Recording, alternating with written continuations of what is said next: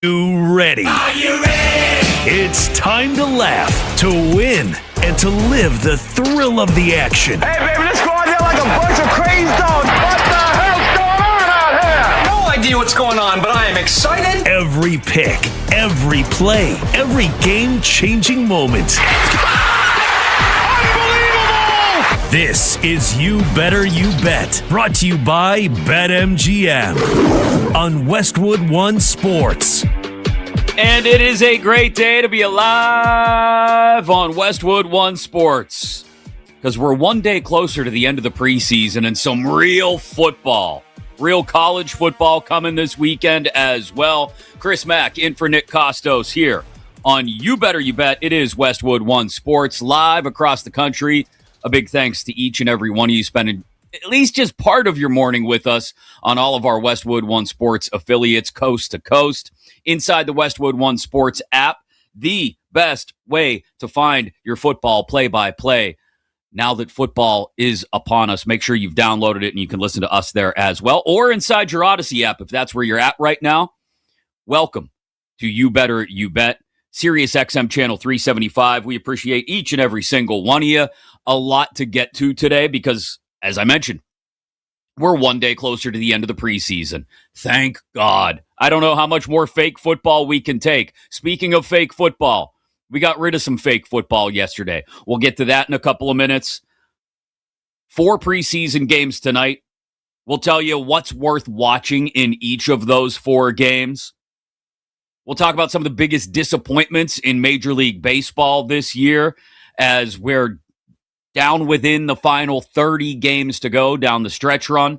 And we'll also check in with Odyssey MLB insider Bob Nightingale of USA Today later in the show as well. I'm really curious how everybody out in the Bay is handling the whole Jed York thing. So one of my favorites from 95.7 The Game in San Francisco, Daryl Johnson, is going to join us later in the show, the guru. And just to get the juices flowing for what is now 13 days away, the kickoff of the NFL season. We'll talk all things NFL with Tyler Dunn of Go Long coming up at the top of the hour. Plus, a couple days ago, we got the list of where College Game Day is going to be for the first 3 weeks of the year. All 3 of them, SEC locales. I'm not going to get into the behind-the-scenes drama about which producers are moving on from that show and who's coming in and all that. I don't care. I'm going to wake up on Saturday mornings and watch College Game Day regardless. And we will sit down and predict, because I'm just that big a college football dork, where exactly game day is going to be for at least the first couple of months. In doing so, we'll talk about some of the bigger games week to week to week to week throughout the college football season that we can expect. You're always welcome to jump into any of these conversations at any time, either on YouTube, youtube.com/@thekostos, TheKostos. Jump into the chat there and watch the show on YouTube, or pick up the phone at 310-840-4910. 310-840-4910 is the number. As I like to do, we'll start the day with the 5 biggest stories right off the top. We call it the high five. 5. Third down and 11. 4-man rush from Bama. Castellanos launches it, and a diving effort from Squirrel White. Remember that Florida State-Alabama game last year? Joe Tessitore on ESPN and ABC. Thomas Castellanos is coming back to Texas Tech, who's been looking for another arm for a while. Castellanos, you may remember, went undrafted. Didn't withdraw from the draft, went undrafted, and then showed up to Dolphins OTAs for a tryout. This apparently is okay. Why? I'm not sure. Maybe we'll get news today that it's not okay, because the Big 12, one of the 3 conferences so far that has enacted new rules that will levy discipline against teams that bring players back for their 5th year for any amount of college eligibility after they've been in a pro training camp or shown up in an NFL preseason game. One of the qualifications in this rule, as it's been written across the SEC, Big 10, and Big 12, and I'm sure ACC very shortly will add their name to the list of conferences enacting such a rule, is that if you declared for a professional sports league draft or supplemental draft and failed to withdraw in time. Tommy Castellanos did not withdraw from the draft. He just went undrafted. And then again, showed up to Dolphins OTAs for a tryout. Did he sign a contract? No. Is that the delineation now? I don't know. Is it maybe because it's Texas Tech and not Lane Kiffin and LSU? Church lady reference for those of you that go back to the 80s. Maybe that's the problem. Lane Kiffin's not involved in this, so we don't have to hate it. I don't know. College football tastemakers, you tell me. Where is my selective outrage supposed to go now? This is why this whole thing has been overblown from the very beginning. The whole idea of these guys coming back for a 5th year of eligibility that they were not granted before they declared for their drafts, and then being told by conferences, sorry, but if a team signs you, the coach is going to get punished, there's going to be fines. This whole thing's been overblown. How many times have we seen players come back for a 6th year? I get it. They didn't go to a training camp. They weren't in a draft. But in this case, these players, I feel like I'm the only one pointing this out, too. Maybe I'm the crazy one. These players were told they wouldn't be given a 5th year of eligibility. So they went off to try and ply their trade at the professional level. And then all of a sudden we're told, oops, 5-5 is the new rule. So they've tried to go back to college.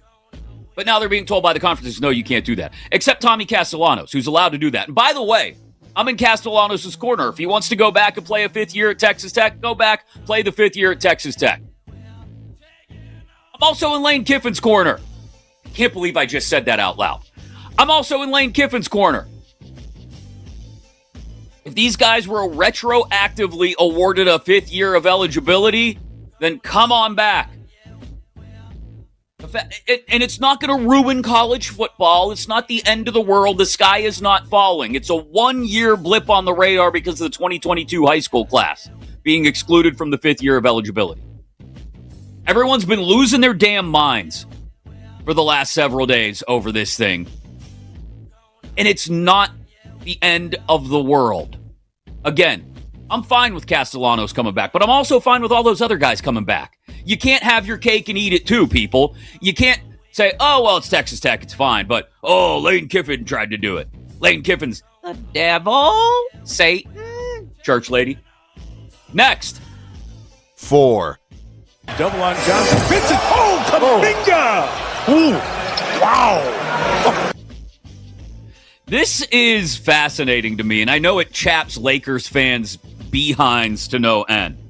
Jonathan Kuminga going to Minnesota yesterday, it was announced, on a short little prove-it deal so that he can get back out into free agency after what I'm sure he assumes will be a successful year with the Minnesota Timberwolves. That part to me is, I'll be honest, I don't have an axe to grind against Lakers fans. I just find it humorous when Lakers fans get their panties in a twist, and they definitely have them in a twist over Kuminga deciding to go to Minnesota rather than Portland or Chicago or LA. But I think this stacks up nicely for Minnesota.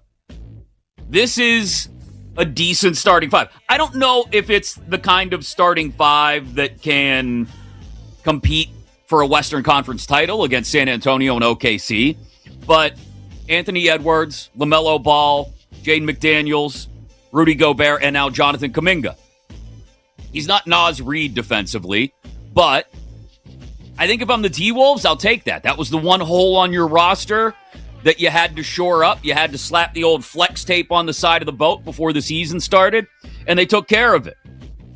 Again, I don't think it gets them up there in the rarefied air of San Antonio and OKC, but if you want to be right there on that next level with the Nuggets, and maybe if Luka's healthy and having a good year, the Lakers, you're solidly there. You're solidly there with Denver on that second tier behind OKC and San Antonio. And you also get to watch Laker fans whine and cry over it, too, which is just an added bonus, I'll be honest. Next. 3. Play action. And Manning's going to heave one.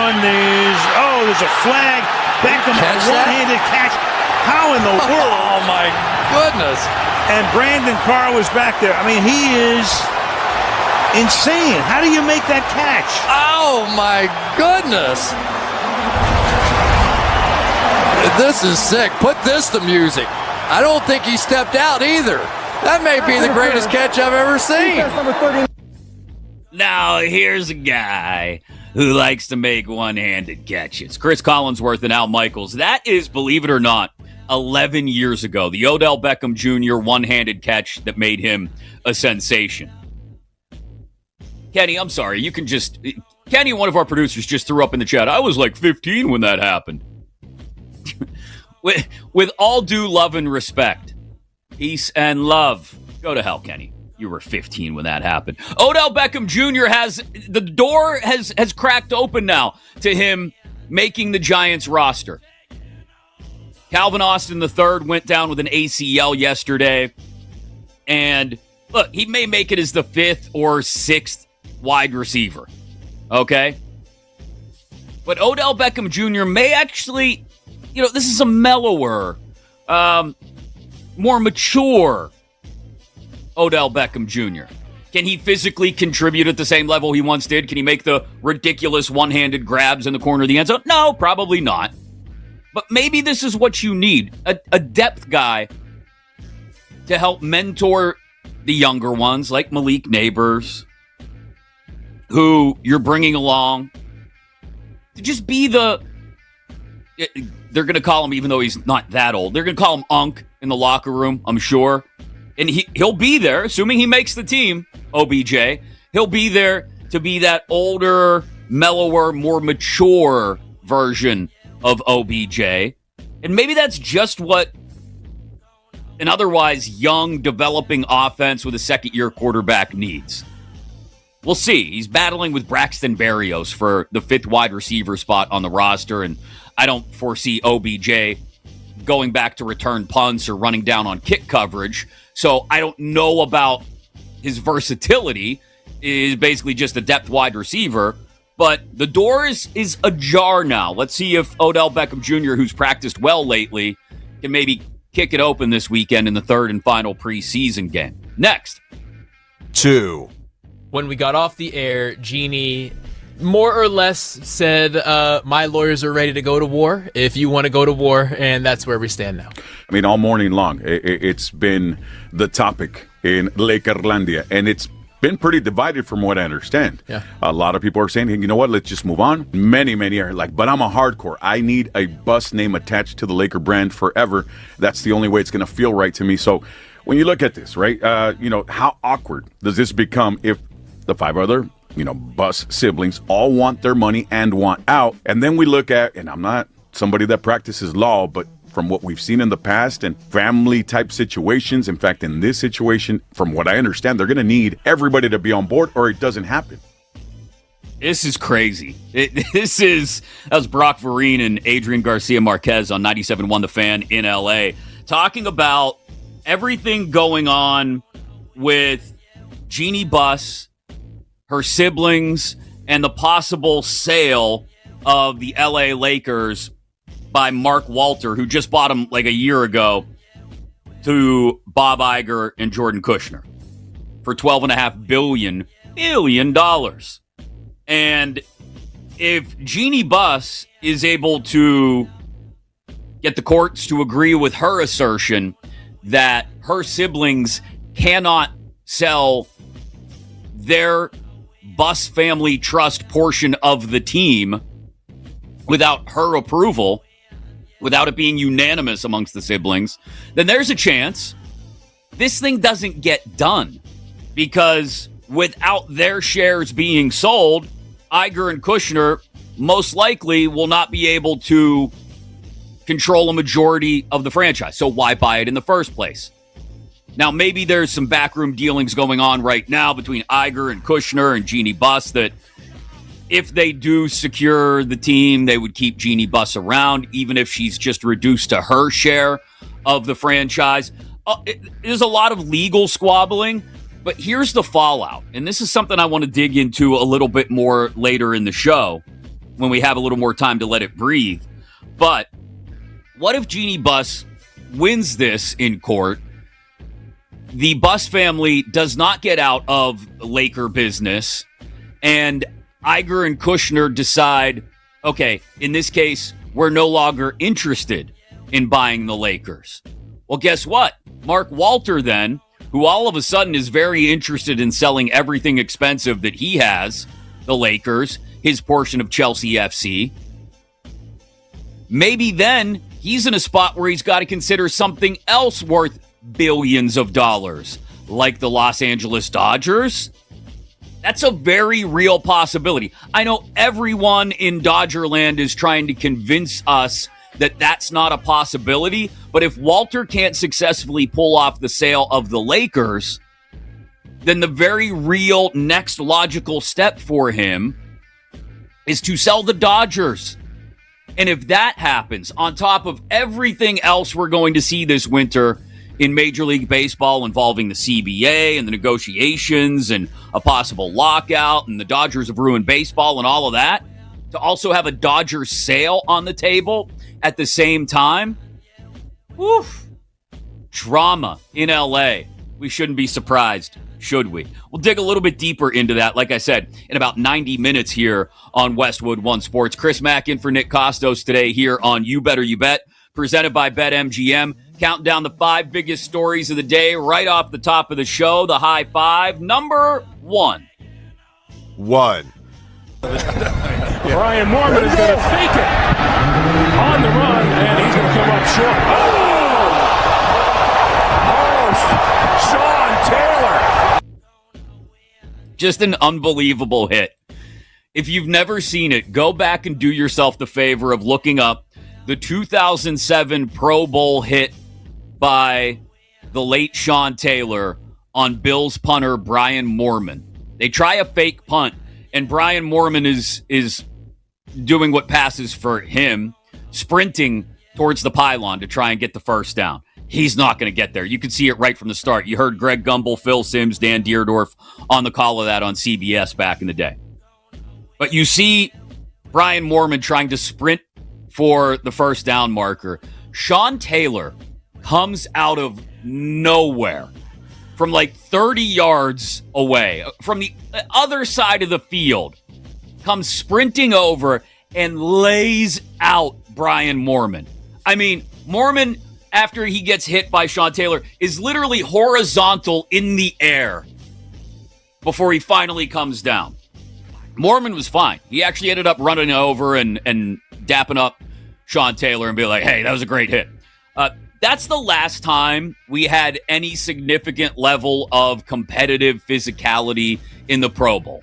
Since then, we've had fantasy drafts, Team Irvin against Team Rice. We've had it in Orlando. We've had it before the Super Bowl. We've had it after the Super Bowl. We've had it in Vegas. We've had it in Honolulu. All that stuff several years ago. We've gone back to AFC versus NFC. We've gone to flag football and the Pro Bowl games and dudes playing dodgeball. We've had Tyler Huntley making the Pro Bowl as an alternate after playing 4 games. The Pro Bowl had lost any and all legitimacy. It was time to pull the plug. Past time to pull the plug. Guys are still going to get named to Pro Bowl rosters, although there won't be a game. So if you've got it written in the contract that you're due a bonus for being a Pro Bowler, you'll still get it. We just won't have the litany of opt-outs from the game and all those alternates swooping in to become less than deserving Pro Bowlers. We just won't have a game, which is fine. Of all the major professional sports leagues who have all-star festivities, this is the one that was on life support the longest. I don't know if it leads the NHL, the NBA, and Major League Baseball to altering their all-star competitions in any way. The Major League Baseball all-star game is, they call it the Midsummer Classic for a reason. It's quite literally the perfect break point in the middle of a long season. You can play baseball and not put too much of your health at risk. You get 2 at-bats if you're in the field, and you pitch an inning or 2 if you're up on the mound. And nobody has to worry about Sean Taylor running across the field and laying them out. So I don't know if we ever get any sort of all-star competition in the NFL again, given the injuries that could take place. I know some have floated the idea, including Joe Burrow this past offseason. Well, if we ever get to a point where we have 2 bye weeks, maybe one of those bye weeks is a universal bye right in the middle of the season and we have an all-star game then, yeah, sure. Owners and GMs and coaches are going to love to see their gajillion-dollar quarterbacks out there in an all-star game in week 9. I don't think so. We'll probably never have another all-star competition at the NFL level now that the Pro Bowl is dead. And that's okay. I'll be honest. The Pro Bowl had long since been dead and gone as an actual football game. So pulling the plug yesterday made a ton of sense. Tyler Dunn at the top of the hour from Go Long. We'll talk to him about what's left of the preseason, what to look for in the regular season, some of the best stories out there as he's been covering them for his Substack and podcast. Bob Nightingale in the third and final hour of the show at 11 Eastern, 8 Pacific. Roki Sasaki, he's got a blister. He's out for the Dodgers. They've got 13 other starting pitchers. Don't worry. The Brewers beat the Mets. The Braves, once again, beat those Dodgers in a walk-off. So a lot going on in Major League Baseball to talk to Bob Nightingale about. Daryl, the Guru Johnson from 95.7 The Game in San Francisco, going to join us later, too, to talk about what has just been a roller coaster year for the Niners. Everything from electrical substations to trailer park prostitution stings. But coming up next, as for fake football, okay, it's not as fake as the Pro Bowl. We've got 4 preseason games tonight, and I'll tell you what to watch for in each of those coming up next right here on Westwood One Sports.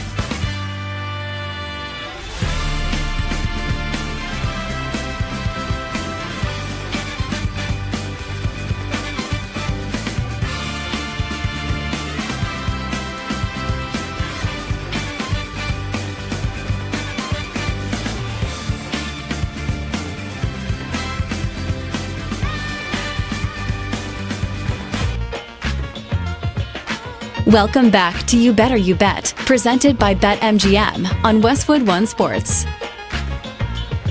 Chris Mack in for Nick Kostos this morning here on Westwood One Sports on this August 95th edition of You Better You Bet, presented by BetMGM. I only say that half jokingly, but this is the month that will not end. All any of us wants is for August to come to an end so we can have real football. But we got 4 more fake football games. Okay, not totally fake. I get it. There are people playing for their livelihoods all weekend long across the NFL. And there are 32 fan bases that are all very specifically honed in on who's going to make the roster, who's going to be the 6th wide receiver, who's going to be the 9th offensive lineman. I get it. I'm there with my team as well.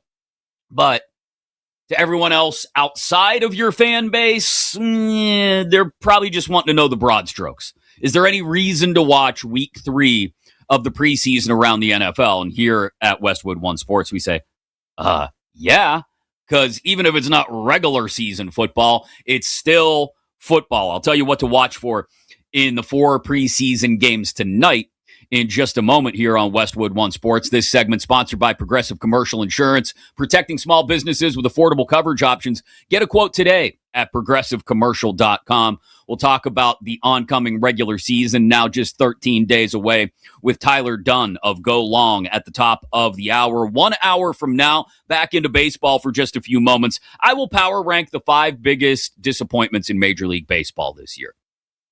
5 players specifically who have been massive disappointments. You can agree, you can disagree, but I think regardless of the order, we will all agree that each and every one of these players has led us to go, ugh, that's all you had this year? That's coming up 1 hour from now. Also, Bob Nightingale of USA Today, our Odyssey MLB insider, will join us at 11 Eastern, 8 Pacific to talk about the stretch run. We're down to the final 4 weeks or so of the regular season in Major League Baseball, and we've got races aplenty to talk about. Coming up in less than 15 minutes, we know where game day is going to go for the first 3 weeks of the season, right? We know it's Baton Rouge, it's Austin, it's Oxford. But what about after that? Will they dare leave the SEC footprint for college game day this year? Yes, I believe they will. And I'll roll through at least the first 10 weeks because I'm a nerd like that and tell you exactly where the best games are going to be and where I'll predict all the way out through week 10 where game day is going to be. Write it down, freezing cold, take it if you want, and we'll revisit it sometime in mid-November. But college football officially gets started today with a bunch of small schools. FBS gets started on Saturday at noon Eastern, North Carolina against TCU in Dublin, Ireland, assuming the Horned Frogs can stop fighting with each other in the locker room, allegedly. But what to watch for in tonight's 4 preseason games? We've got Steelers-Bills at 7 Eastern. We've got Patriots-Browns at 8 Eastern. Also at 8 Eastern, 5 Pacific, Niners-Raiders. And at 10 Eastern, 7 Pacific, Rams-Chargers at SoFi in LA. There's got to be something worth watching in each of these games, right? And yeah, actually, there is. Most of it, like I said, for each of the 32 fan bases around the NFL and the 8 involved tonight, is about fringe roster battles. Or maybe focusing on a specific position group that you've got concerns about. I think with almost every team, you could look at 2 things specifically, aside from who's going to be guy 51, 52, 53 on your team's roster. You're not going to glean anything about, fantasy impact, for instance, in many of these games this weekend.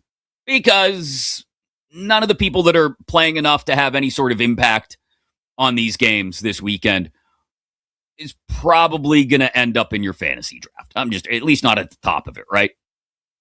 So that is out the window. It's more about fringe roster guys, specific position groups like the offensive line, like backup quarterbacks that are worth watching. That includes tonight's 4 preseason games as well. And I'm going to work backward chronologically. The game in LA at 10 Eastern, 7 Pacific between the Rams and the Chargers. I don't know if we'll see a single starter out there. Maybe we get the Chargers, what passes now for the Chargers starting offensive line, with all the shuffling they've done.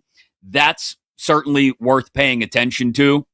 The Tyler Biotish injury has thrown the entire interior of the Chargers offensive line up in the air, waiting to see where everybody lands in that game of offensive line musical chairs. That's worth watching because, especially with the backup quarterbacks at play for the Chargers, you want to see how they do if they have any amount of time to actually progress through a route and a route concept and find somebody to throw the ball to, because it's Trey Lance and DJ Uiagalelei battling for, I guess, the backup quarterback spot in LA.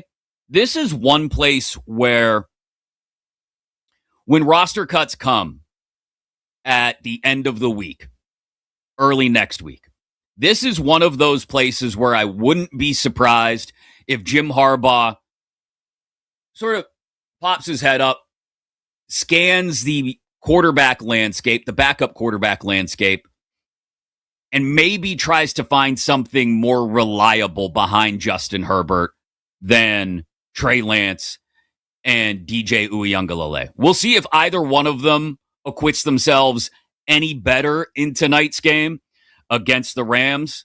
But right now, if I were a Chargers fan, if I were a part of the Chargers organization, I would be running to the nearest church if religion were my thing, lighting all the candles and saying all the prayers for Justin Herbert's health behind this reshuffled offensive line, because if he goes down, and I know we could say this about pretty much all of the 32 franchises in the NFL, but if their starting quarterback goes down, the Chargers are screwed, because Trey Lance and DJU aren't getting it done.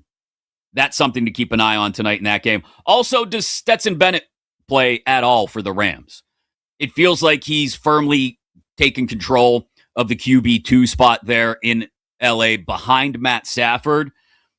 Do we get just a crap ton of Ty Simpson tonight, so Sean McVay can pile up the reps for Simpson before he inevitably stands on the sideline holding an iPad all year?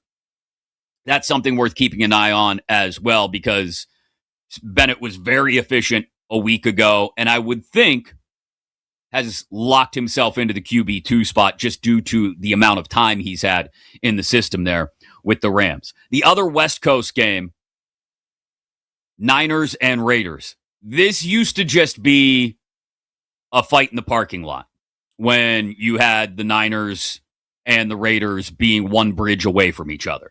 It's not that anymore. The Raiders are in Vegas, and the question for them is, do you just play Fernando Mendoza the whole game?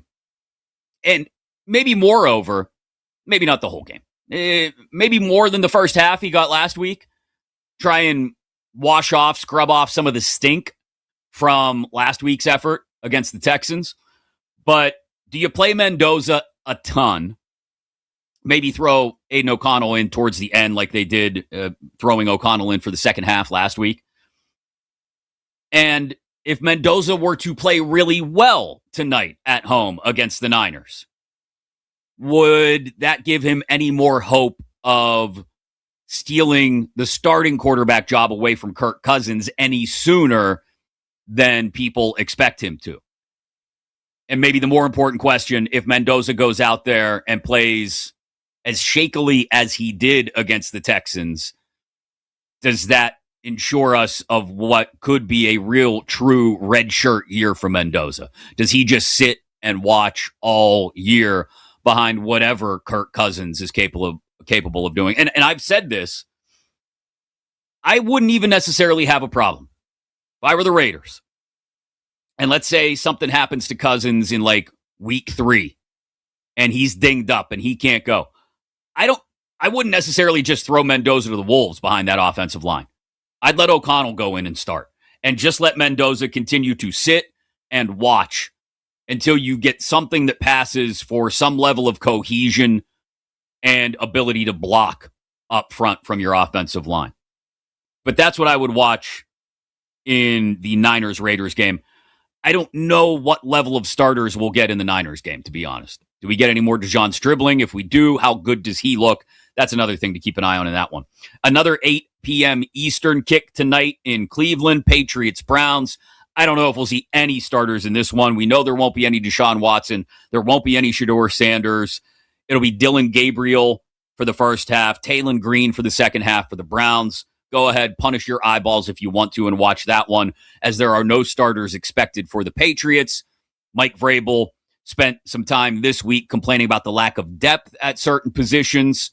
He'll get to test some of that depth in that preseason game tonight in Cleveland.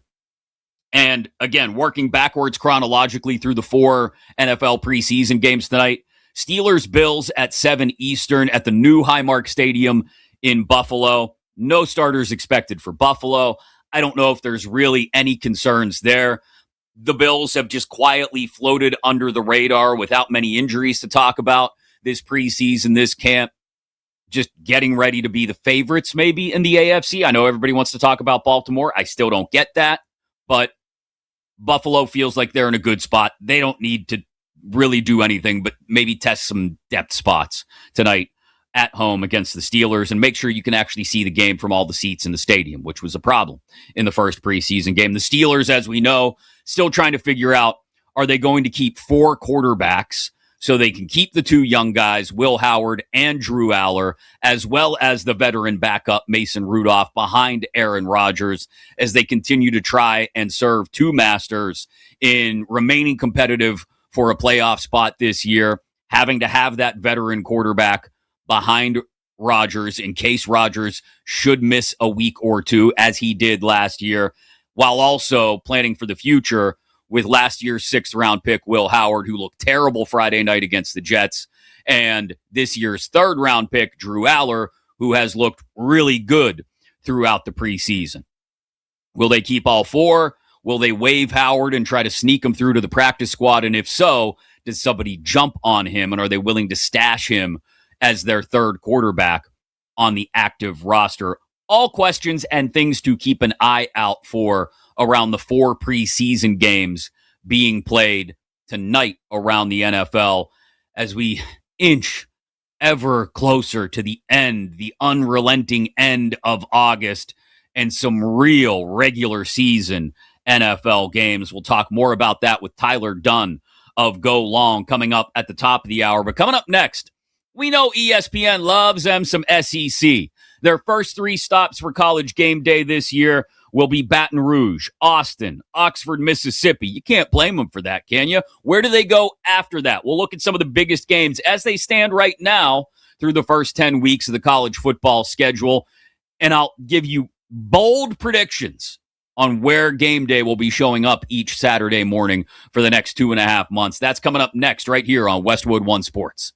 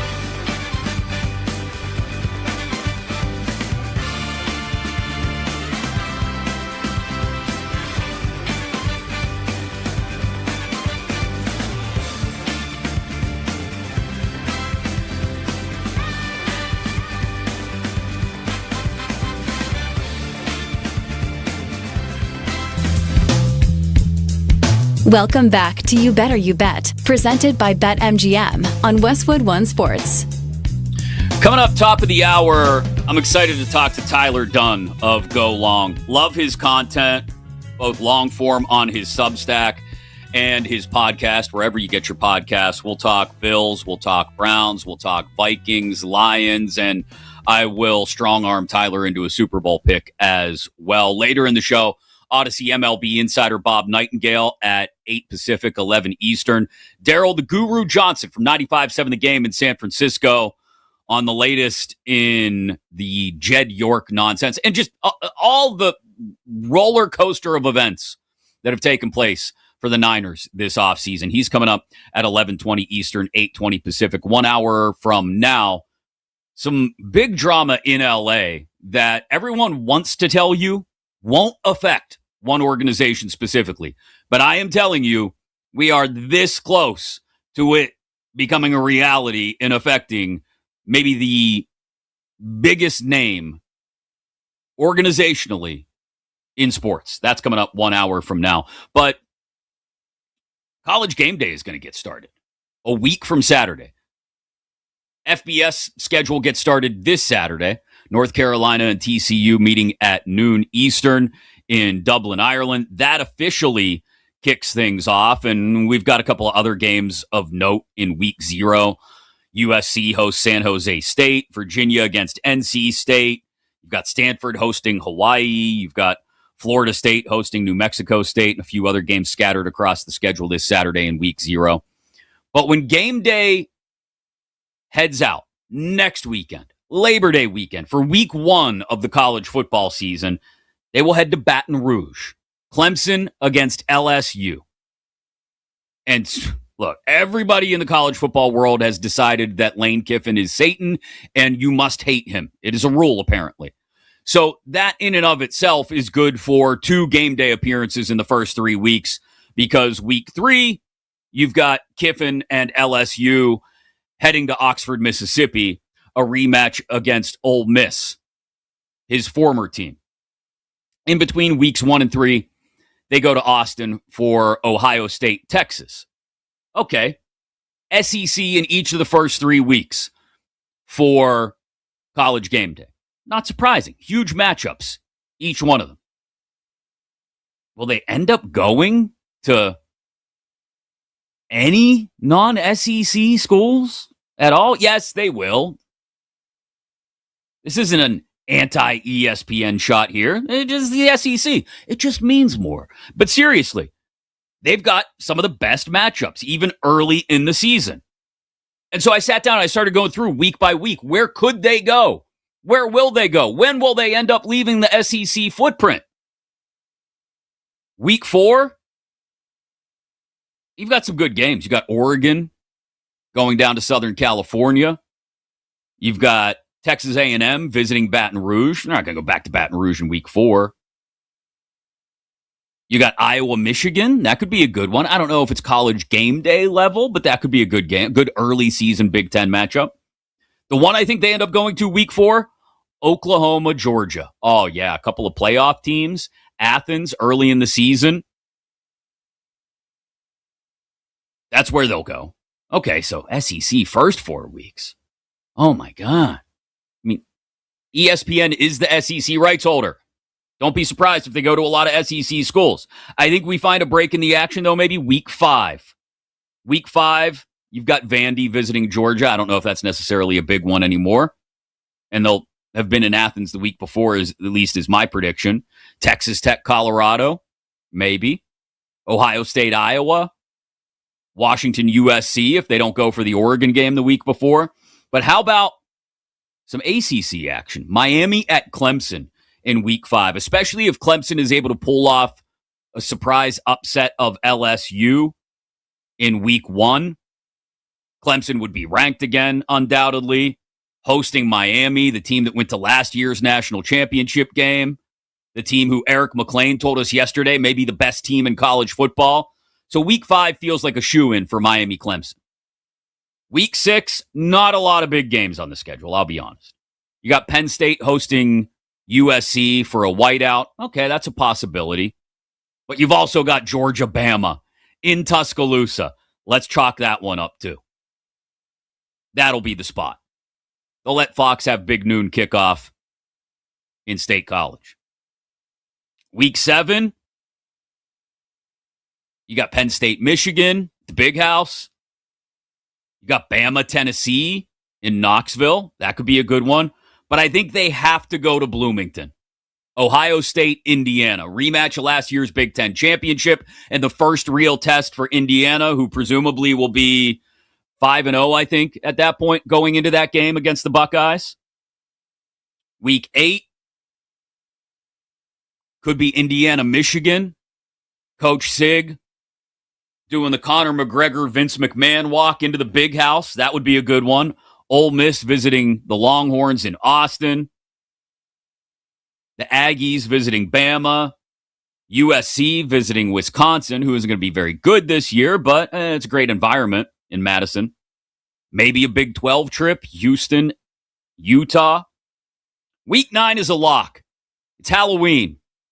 Ohio State, USC in L.A. The Buckeyes going back to L.A. for the first time since 2008 for a regular season game. That's a shoo-in. That's a lock.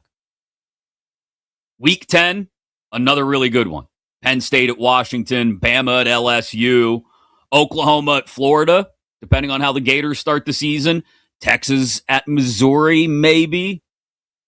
Georgia at Ole Miss. Could be a return trip to Oxford. But how about Oregon, Ohio State? That's the one. They finally get to Columbus in Week 10 for the Ducks and the Buckeyes. And that's where I stop, because I can't predict more than 10 weeks out. It's too much. But there you go. Your game day locations. I've predicted them for weeks 4 through 10. We know it's Baton Rouge, Austin, Oxford in weeks 1 through 3. Week 4, Athens. Week 5, Death Valley, Clemson, South Carolina. Week 6, Tuscaloosa. Week 7, Bloomington, Indiana. Week 8, Ann Arbor. Week 9, LA for Buckeyes, Trojans. And Week 10, Columbus for Oregon, Ohio State. Maybe you don't care. I love College Game Day. People complain about how it's changed over the years. There's still no better tradition for me than getting up on a Saturday morning, especially once hoodie weather hits, flipping on the television and feeling like I know everything I need to know going into the college football slate that day. We're now less than 2 weeks away from the real kickoff of NFL football. We'll talk about some of the biggest storylines going into the 2026 regular season with Tyler Dunn of Go Long. He joins us next right here on Westwood One Sports.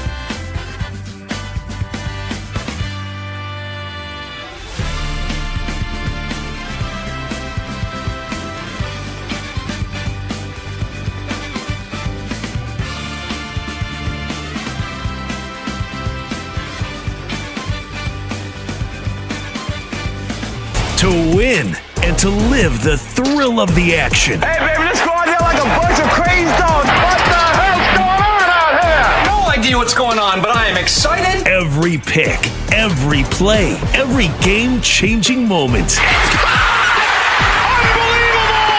This is You Better You Bet, brought to you by BetMGM on Westwood One Sports.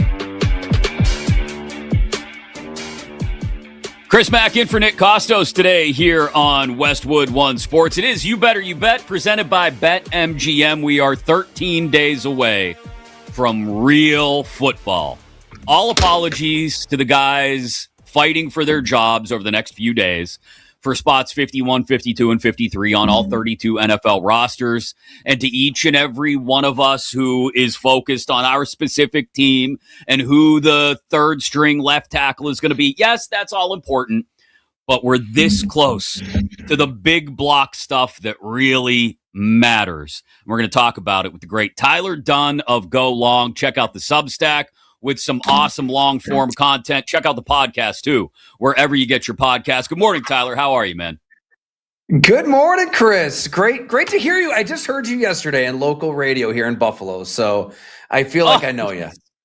Yeah, I was on with the guys, Shope and Bulldog, talking about tonight's Steelers-Bills game, which the Bills aren't playing anybody. The Steelers are focused on who their third and fourth string quarterbacks are going to be, which is, it's that time of year, really. We're just trying to push through the 95th of August and get to the calendar flip to September and watch some real regular season football. You've done a great job all summer getting people amped up and ready for that regular season. And one of the teams you've spent a lot of time looking at, obviously proximity being a bonus to you there, is the Buffalo Bills. The move from Sean McDermott to Joe Brady, just after getting to observe training camp firsthand in a few instances, what do you see as maybe the biggest shift, if there's been any, in how Joe Brady has maybe challenged Josh Allen to overcome some of those few weaknesses in his game as compared to the McDermott regime? No doubt, Chris. I think there's definitely a big picture conversation to have, and then you can also get to the nitty gritty. So start there with the nuance of how do you make a Josh Allen a better quarterback. He's an MVP quarterback. He's gotten all the accolades. He's had seasons where he's thrown it all over the place. He's had seasons handing the ball off and playing some ball control. I think to answer that first question, look, it's a different defense he's facing day in and day out. This is a Jim Leonard defense that wants to mix it up and blitz and show blitz and back off and keep you guessing right up until that ball is snapped. And look, Sean McDermott's defense was fine. It was solid. It was very successful in the regular season. In the playoffs, that's when teams are pulling out their best stuff. It was very predictable. It was very stagnant. So I think, Jim Leonard is challenging Josh Allen. He's calling, and I should say Joe Brady is calling plays he knows won't work against the plays that Jim Leonard, the DC, is calling, just to see how Josh Allen can handle it. So there's that, but I think it's bigger than that. I think that, look, there's no more important relationship in sports than the one between the head coach and the quarterback. Josh Allen is 30. Joe Brady is 36. They can relate to each other as fathers. They can relate to each other in every possible way off the field. And really, it wasn't a good relationship. It wasn't a great relationship, I should say, between Allen and McDermott. It wasn't like toxic. They weren't at each other's throats. This isn't something that you were going to see, Skip and Stephen A. and all the talking heads lose their minds about, because Josh Allen is he's a good team player. He's the son of a farmer. He's going to do what he's told. He's not going to ball up a fist and demand this and demand that. But it's got to be a special dynamic relationship if you're going to get to a Super Bowl and win it. Josh Allen and Sean McDermott was never that. I think Josh Allen and Joe Brady has the potential to be that. They've really evolved and grown together. They finally, I shouldn't say finally, but they committed this year to making sure they had a true number one wide receiver, going out and getting DJ Moore. I have my own questions about whether DJ is the elite of the elite, but I mean, it's a true number one target for Josh Allen to focus on that he hasn't had since Stephon Diggs left. So I know you recently talked to him while you were at Bills camp. Just how do you see him fitting into this offense? Is he going to be that guy that gets 8, 9, 10 targets a week? He will be, Chris. I think that this offense, look, they did a lot of things really well the last 2 seasons post Stephon Diggs. And to move on from Diggs when they did was smart. I mean, we've seen his skills diminish. They were able to recoup a second-round pick. And, 2024, everyone eats was the slogan that you heard in every single press conference, every single interview. And it worked, spreading the ball around. I've been told that Josh doesn't necessarily want a receiver chirping in his ear, throw me the ball regardless of the coverage. He wants to be able to read the entire field and find the open guy. They scored 30 points in 8 straight games. He was an MVP quarterback. They went to Arrowhead, put up 29, and were that close to the Super Bowl, 4th and 5. The great escape against the Spags blitz, throwing it down the field to Dalton Kincaid, who's playing on one good leg and can't make that play. The next year, James Cook leads the NFL in rushing. So there's a lot of good there. But look, you get into January, you don't want your leading receiver in that 2024 AFC Championship game to be Mac Hollins. You don't want to be relying on a downfield throw in the next divisional round game against Denver to Brandon Cooks, right? It's a controversial play. I get it. Maybe he caught it. That's a player you signed on the fly. You get into these games. It's 3rd and 8. Everything's on the line. 2 minutes left. You need to have that dude who demands the ball. Pre-snap, you're going to get him the damn ball, and he makes a play. He gets open. DJ Moore is an unconventional receiver playing with an unconventional quarterback. I think it can work. I mean, when that trade went down locally, it was skewered just as much as it was nationally, right? And look, the Bears took on his bonuses. It's more $24.5 million per year. You're giving up that 60th overall pick. The Bills didn't want to play that game of musical chairs at wide receiver and get left without a potential wide receiver 1. So they were proactive. They went and got DJ Moore. To me, he was the story of training camp. He looked like a true number 1. He does it very, very different. Like I said, I talked to his wide receivers coach who made a really good point. He's like, he's not a polished route runner. He's not that prototypical, this is how you do it. But he'll ask him to run a dig route, and where every receiver not named DJ Moore is breaking off the outside foot on that end breaker, he can do it breaking off his inside foot. He just does things you don't see out of the position. And I think for a quarterback that relies a lot on second reaction, improvising, they'll use DJ Moore all over the field. Right now, anyways, it looks like he's that missing piece, that he is that player they've been missing the last 2 years, so close to getting to that Super Bowl. Tyler Dunn of Go Long with us here on Westwood One Sports. Check out the podcast wherever you get your podcasts, and of course the Substack as well, with great long form content, including your 2-part profile on Kyler Murray's exit from Arizona earlier this summer. And this is make or break for Kyler Murray. This is his opportunity to show everybody that he's capable of more than he ever accomplished in Arizona, and can pay off on what a lot of people thought he could be when he came to the NFL. And he gets Kevin O'Connell to help mentor him and coach him into this. He gets a slew of weapons. I mean, Justin Jefferson, Jordan Addison when he's healthy and or not suspended, Juwan Jennings, pardon me. A ton of weapons, great offense, a defense on the other side of the ball. So what about Murray's growth maybe as not just a football player, but as a man suggests he can actually handle the pressure of this make or break season, in your opinion? Phenomenal question, because the variance for these Minnesota Vikings is crazy. They could, and they kind of set it up that way too, right? They didn't go full F them picks, pushing money down the line, all in contractually, and they didn't tear it all down. They're kind of in a position where the Vikings can get to the trade deadline and react either way. They can start pawning off assets and think about the future, or they can try to find 1 or 2 missing pieces to make a Super Bowl run. So it was very strategic with what they did, all while finding a new GM, right, along the way. So with Kyler Murray, to answer your question, look, it can seem like a square peg in a round hole. He is a 5'10" quarterback who is just a tornado. Like he's using every contour of the football field to make plays when he's at his best. And then Kevin O'Connell is West Coast offense. We are going to insert this information into your quarterback brain. You will know exactly where to go with the football with all your reads. Here's what you're looking at, make the play. It seems like it wouldn't work. I think it's going to work for the reasons you just laid out, all of the weaponry. And it's night and day from what he had in Arizona. We can get into that too.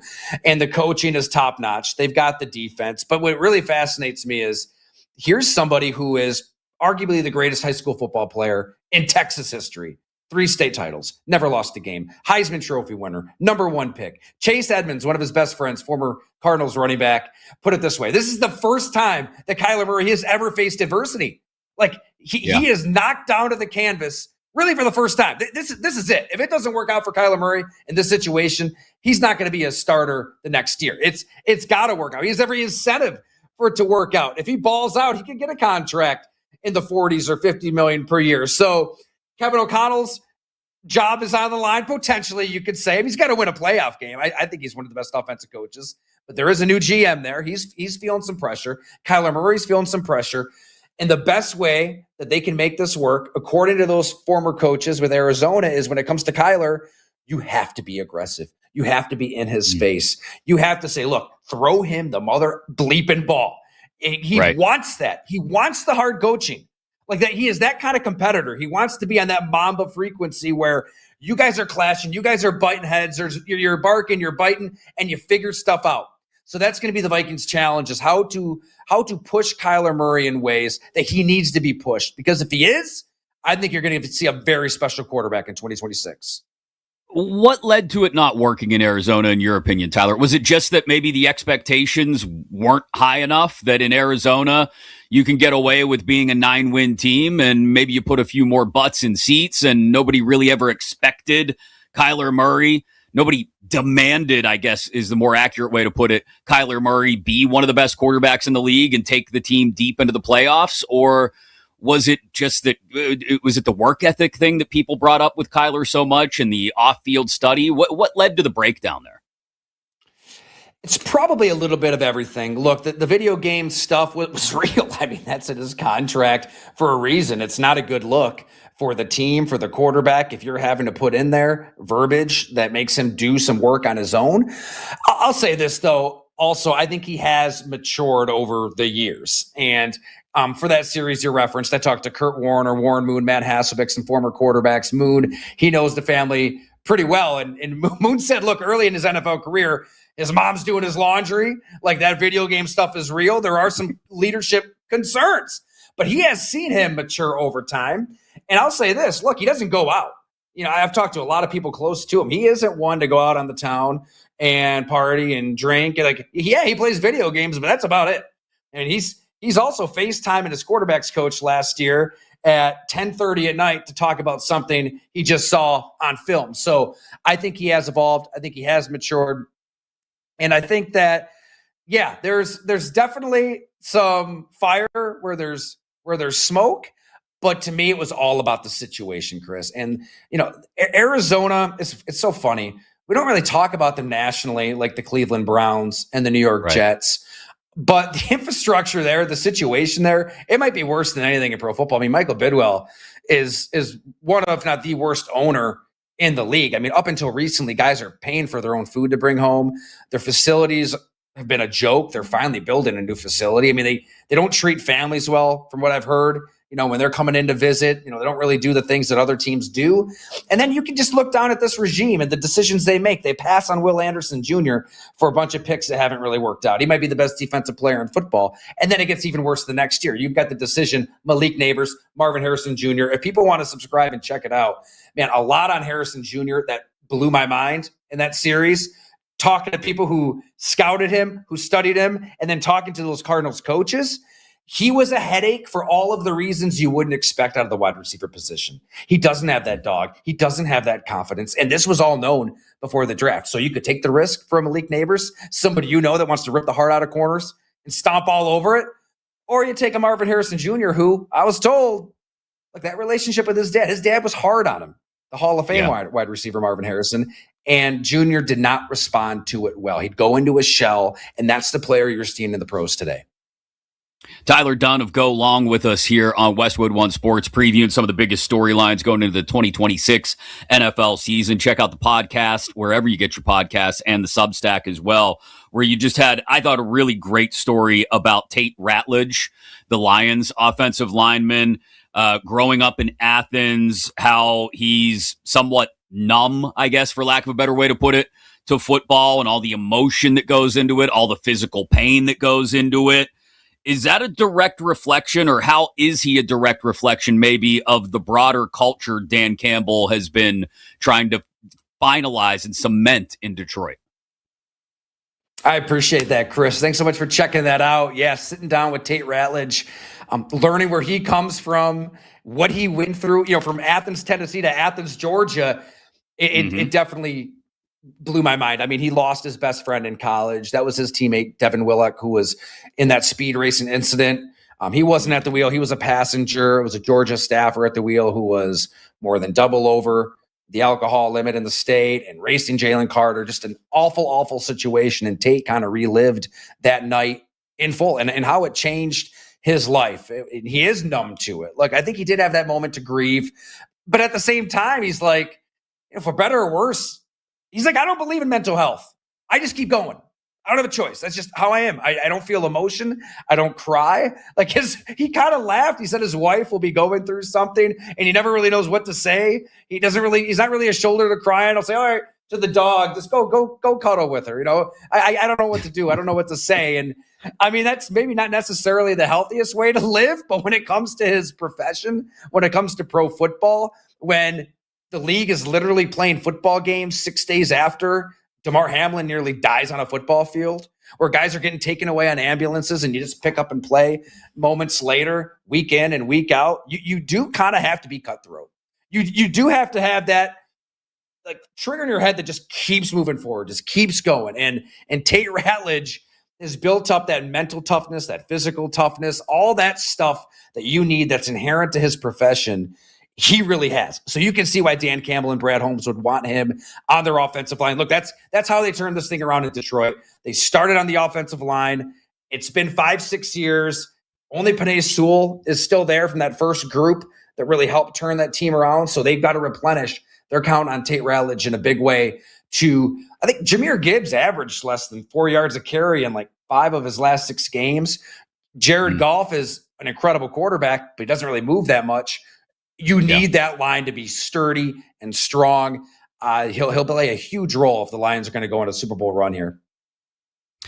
The biggest story of the week in the NFL happened earlier in the week. Obviously, the Browns naming Deshaun Watson the Week 1 starter. I am standing firm in the assertion that there's no way this could have been Todd Monken's decision, as much as he's going to stand up there and wear it, because that's what the head coach does. It's not his decision. This is a Jimmy Haslam, Andrew Berry, Browns leadership decision. What does this do, or what could it do to just the psyche of a team that's increasingly young, especially on offense? Concepcion, Boston, guys they've brought in to be the future of that offense once they finally do cement the quarterback position. What can it do to the psyche of the team when they see this kind of decision get made? That's the question that I can't get out of my own head, Chris. It's like if you're in that locker room, I mean, this is clearly an organization punting to 2027. And I don't blame them, right? Like, you don't have the quarterback answer in-house. There really wasn't a quarterback answer in free agency or via trade or the draft. So, yeah, just keep drafting really well. They've drafted a lot of really promising young talent 3 years in a row. That Travis Hunter trade is aging really well. But you got to try, right? I mean, imagine being in that season ticket office and you're trying to convince corporate sponsors to pay you money to show up to games, or even locals down the street to show up. Like, what in the hell are you talking about? You bringing up Bernie Kosar throwing the ball to Webster Slaughter back in the day? Like, there's no hope at the quarterback position. I mean, does anybody employ Deshaun Watson if he's not in Cleveland? No. Shedeur Sanders stinks. Like, do anything. Like, get on your hands and knees and beg Joe Flacco to come back. Jimmy Garoppolo, Kirk Cousins. I don't know. You gotta do something for that reason that you just hit on. There's 52 other players in that locker room whose jobs are on the line week in and week out. I mean, it's already backfiring. I was gonna say it's gonna backfire. You got Deshaun Watson after a preseason game saying he doesn't know if he'll be able to handle the booze this year. He doesn't know if he can do it, if he can take it anymore. And then Todd Monken the same day says, well, you don't want to get booed, play better. And then one day later, they name him the starter. I guess he's better than Shedeur Sanders. Those are the options. I feel terrible for Todd Monken because he has been that adult in the room that they need. I like it. He's been through, you mentioned that Georgia accident. I mean, he was on staff, I believe, then. He's been through a lot as a coach on the field, off the field. You want him in there for this turbulence, but what a terrible hand to be dealt. This is not going to end well. No happy ending for Deshaun Watson and the Browns, I hate to say. And I think you make a great point about what's it like when you're building a new stadium. And to put a roof on a stadium in Northeast Ohio is just, it's heresy. But you're building a new stadium and you're trying to sell PSLs to fans who have no idea what the direction of the organization is. It's a prescription for disaster. We'll see how it goes in Cleveland this year, how soon Shedeur Sanders is taking over, or maybe Dylan Gabriel. Heck, they may get to Taylon Green by the end of the year. Before I let you run, Tyler, I got to ask, I'm going to put it to you. The Go Long Super Bowl prediction. After watching everything closely, offseason, preseason, training camps, all of it, who do you have showing up at SoFi in February?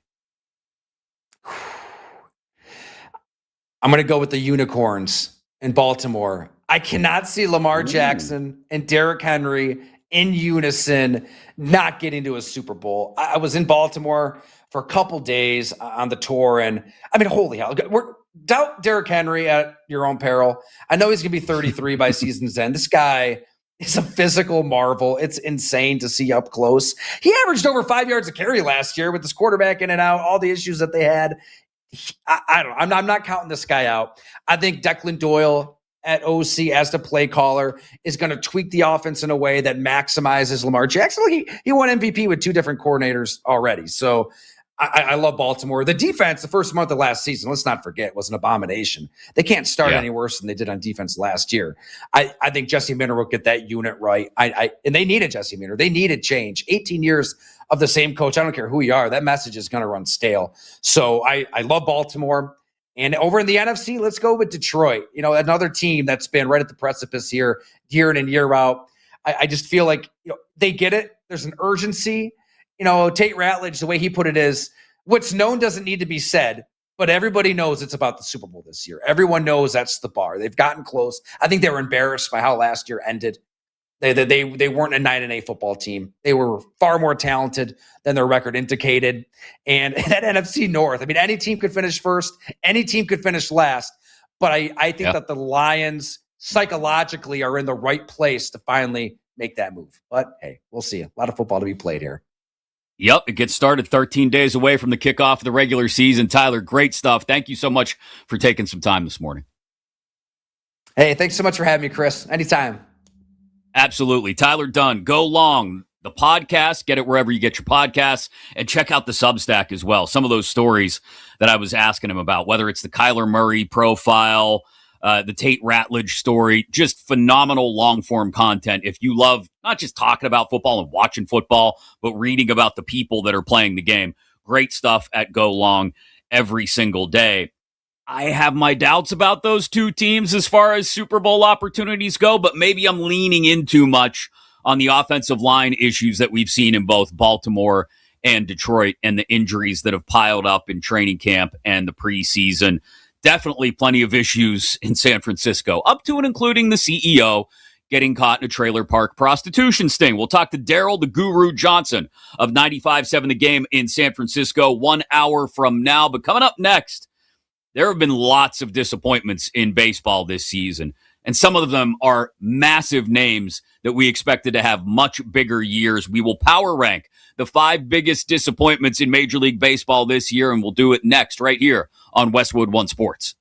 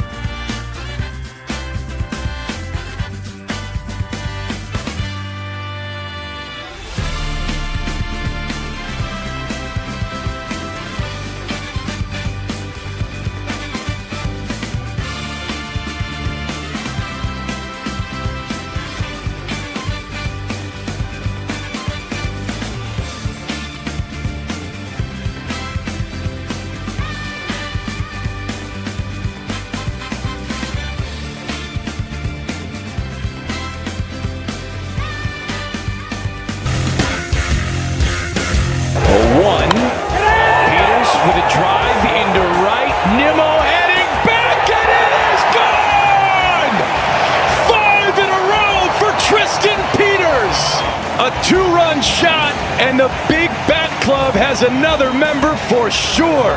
That's pretty unbelievable.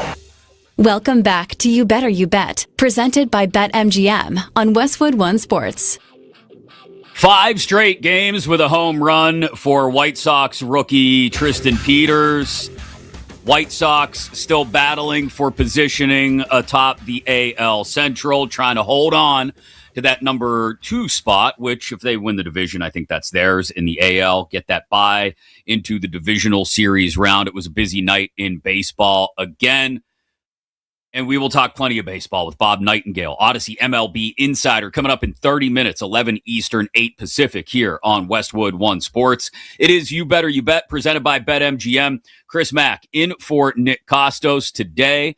And we'll also get into the never-ending nonsensical story of everything that's been going on with the Niners out in San Francisco with Daryl the Guru Johnson of 95.7 The Game in the Bay Area. That coming up in a little less than an hour. Today, BetMGM players, you can get yourself an any sport parlay boost token. To use that parlay boost token, add a parlay wager to your bet slip, activate the token. If you win your wager that was made with the token, you'll receive extra winnings inside your BetMGM app. Download it today, and please gamble responsibly. What about players that have not been so exciting, though, in Major League Baseball this year? Players that we had massive expectations for, and they haven't come even close, haven't even sniffed paying off on those expectations. Let's power rank things. Like to do it here on Westwood One Sports as I fill in for Nick Kostos on You Better You Bet. Yesterday, we power ranked some of the biggest candidates for regression around the NFL. I had Alec Pierce number 1. He's being activated off of the PUP list today by the Colts. Pierce underwent ankle surgery back in March. Going to start ramping up now with hopes of returning for week 1 in Indianapolis. But today, I power rank the 5 biggest disappointments in Major League Baseball. And you will recognize each one of these names, whether you're a hardcore baseball fan like Kenny in Chicago or Bill in Toronto, whether you're just the average everyday sports fan. You're going to recognize these names. So I will count them down from 5 to 1, the 5 biggest disappointments in Major League Baseball this year. Let's start at number 5. And you could pick a lot of people from this team because the team, up until maybe the last couple of weeks, was an absolute abomination.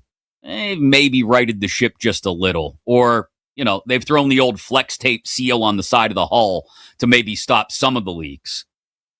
Bo Bichette, number 5 on my list of biggest disappointments in Major League Baseball this year. Okay, he's hitting 264. For some people, that might be okay, but this is a guy who was signed to a 3-year, $126 million deal for a 290-plus career average, for maybe showing some of that 20 home run pop that he'd showed for a couple of years in Toronto. Coming off a trip to the World Series, position flexibility on the infield. Maybe they expected a lot more in New York. No, I can guarantee they expected a lot more in New York. That 264 average, 26 points below his career average. Again, just 14 home runs. It's more so about what Bichette represents. Yes, him specifically, big disappointment, but he represents just all of the massive failings of everything the Mets tried to do this offseason. So he's number 5 on my list of the biggest disappointments in Major League Baseball this year. Number 4 is the biggest signing of the offseason. And what has he done? He's somehow gotten worse as the summer has progressed. Kyle Tucker in L.A., down to 228 after going 0 for 5 last night in that walk-off loss to the Braves. He's got just 11 home runs. And this is a 4-year, $240 million contract. Oof. That's $5.5 million per home run, by the way, if you want to do the math. Kyle Tucker's been a massive disappointment. Credit to Dodgers fans. They were trying this weekend to sort of do that thing that Phillies fans did for Trey Turner a couple years ago, where even though they know a guy is massive and mired in a massive slump, they're not going to boo him when he comes to the plate.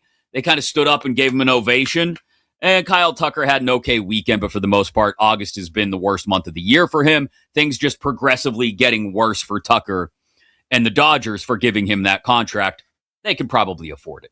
Number 3 in my power rankings of the biggest disappointments in Major League Baseball this year. Up until recently, he probably would have been number 2 for me, but 6 innings of scoreless baseball thrown by him on Tuesday night in San Diego. He has steadied his listing ship just a little bit, but still hasn't looked like himself this year. Paul Skeens. ERA down under 4 now. That should not be an accomplishment for Paul Skeens. It sits at 3.79 after his first 2 years were both sub-2 ERA years. A noticeable dip in velocity, ticked back up just a little bit in his last couple starts, but he's not regularly hitting triple digits, Jacob Mizorowski style, the way Skeens did his first 2 years. And the biggest problem, the Pirates are 11-15 in Skeens' 26 starts to this point this year. I remember laying out the calculus for the Pirates being wild card hopefuls at the beginning of the year, and it all started with, hey, just win 2/3 of the games that Paul Skeens starts. That may sound ridiculous, but we all knew how dominant Paul Skeens was the first 2 years. Winning 20 of his 30 to 32 starts didn't seem like a big ask. Now, you can blame their bullpen. You can blame their offense, even though it's been top 5 in the majors, for being shut out 16 times this year, which is tops in the major leagues. But Skeens is part of it. He's part of the disappointment in Pittsburgh because if you flip just 7 of his games, if the Pirates aren't 11-15 in his 26 starts, but had won 2/3 of them and were 18-8 in Skeens' 26 starts, you pull the Pirates within a half game of the final wild card. So again, it's not all on Skeens, but he has not been himself this year, and I have him ranked number 3 on my list of the biggest disappointments in Major League Baseball this year.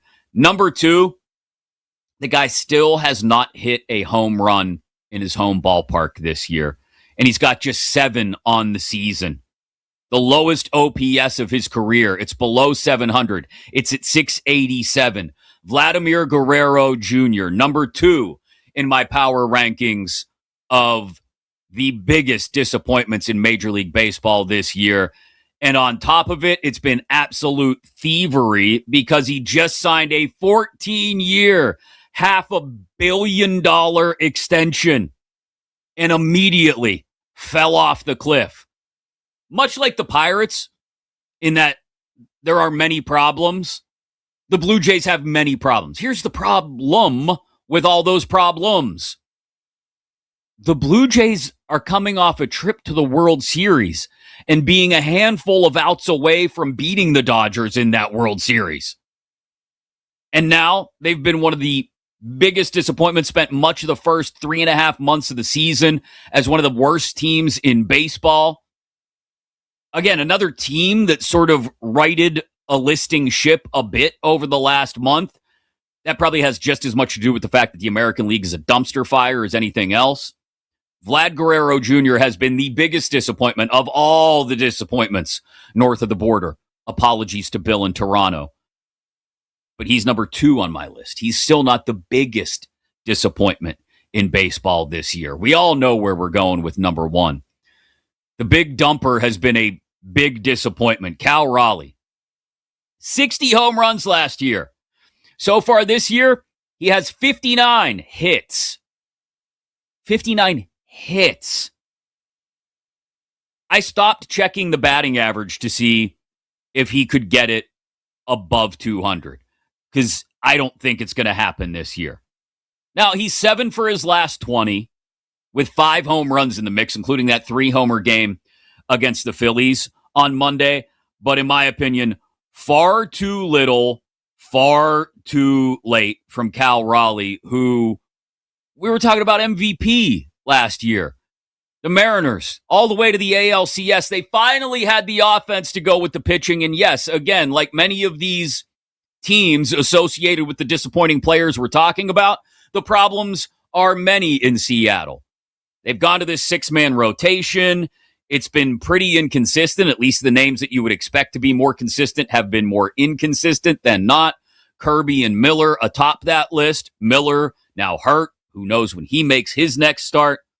But offensively, They were supposed to have finally figured it out, and Cal Raleigh is hitting 167. Again, 59 hits. 59 hits in over 400 plate appearances when he hit 60 homers last year. So Cal Raleigh, number one in my power rankings of the biggest disappointments in Major League Baseball this year. Vlad, number 2. Skeens, number 3. Kyle Tucker, number 4. Bo Bichette, number 5. No coincidence that 4 of those teams expected much more out of themselves. 4 of those 5 players' teams, I should say, expected much more out of themselves coming into this year. The Mets have been a dumpster fire since the very beginning. The Pirates thought they could be wild card hopefuls and really aren't within shouting distance of the race any longer. Same could be said for the Blue Jays, even though everybody's in it in the AL. And the Mariners, who may still somehow end up sneaking into the playoffs again because, well, the AL wild card race is a disaster, are 6 games under 500. No thanks to Cal Raleigh. Coming up top of the hour, we'll talk more baseball with Bob Nightingale of USA Today, our Odyssey MLB insider. But coming up next, some family drama could put one team in some financial peril.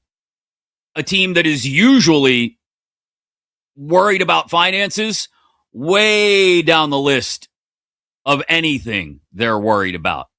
And it's not even coming, the problem, from somebody currently involved in their ownership group. At least not directly. I'll explain all of it to you next, right here on Westwood One Sports.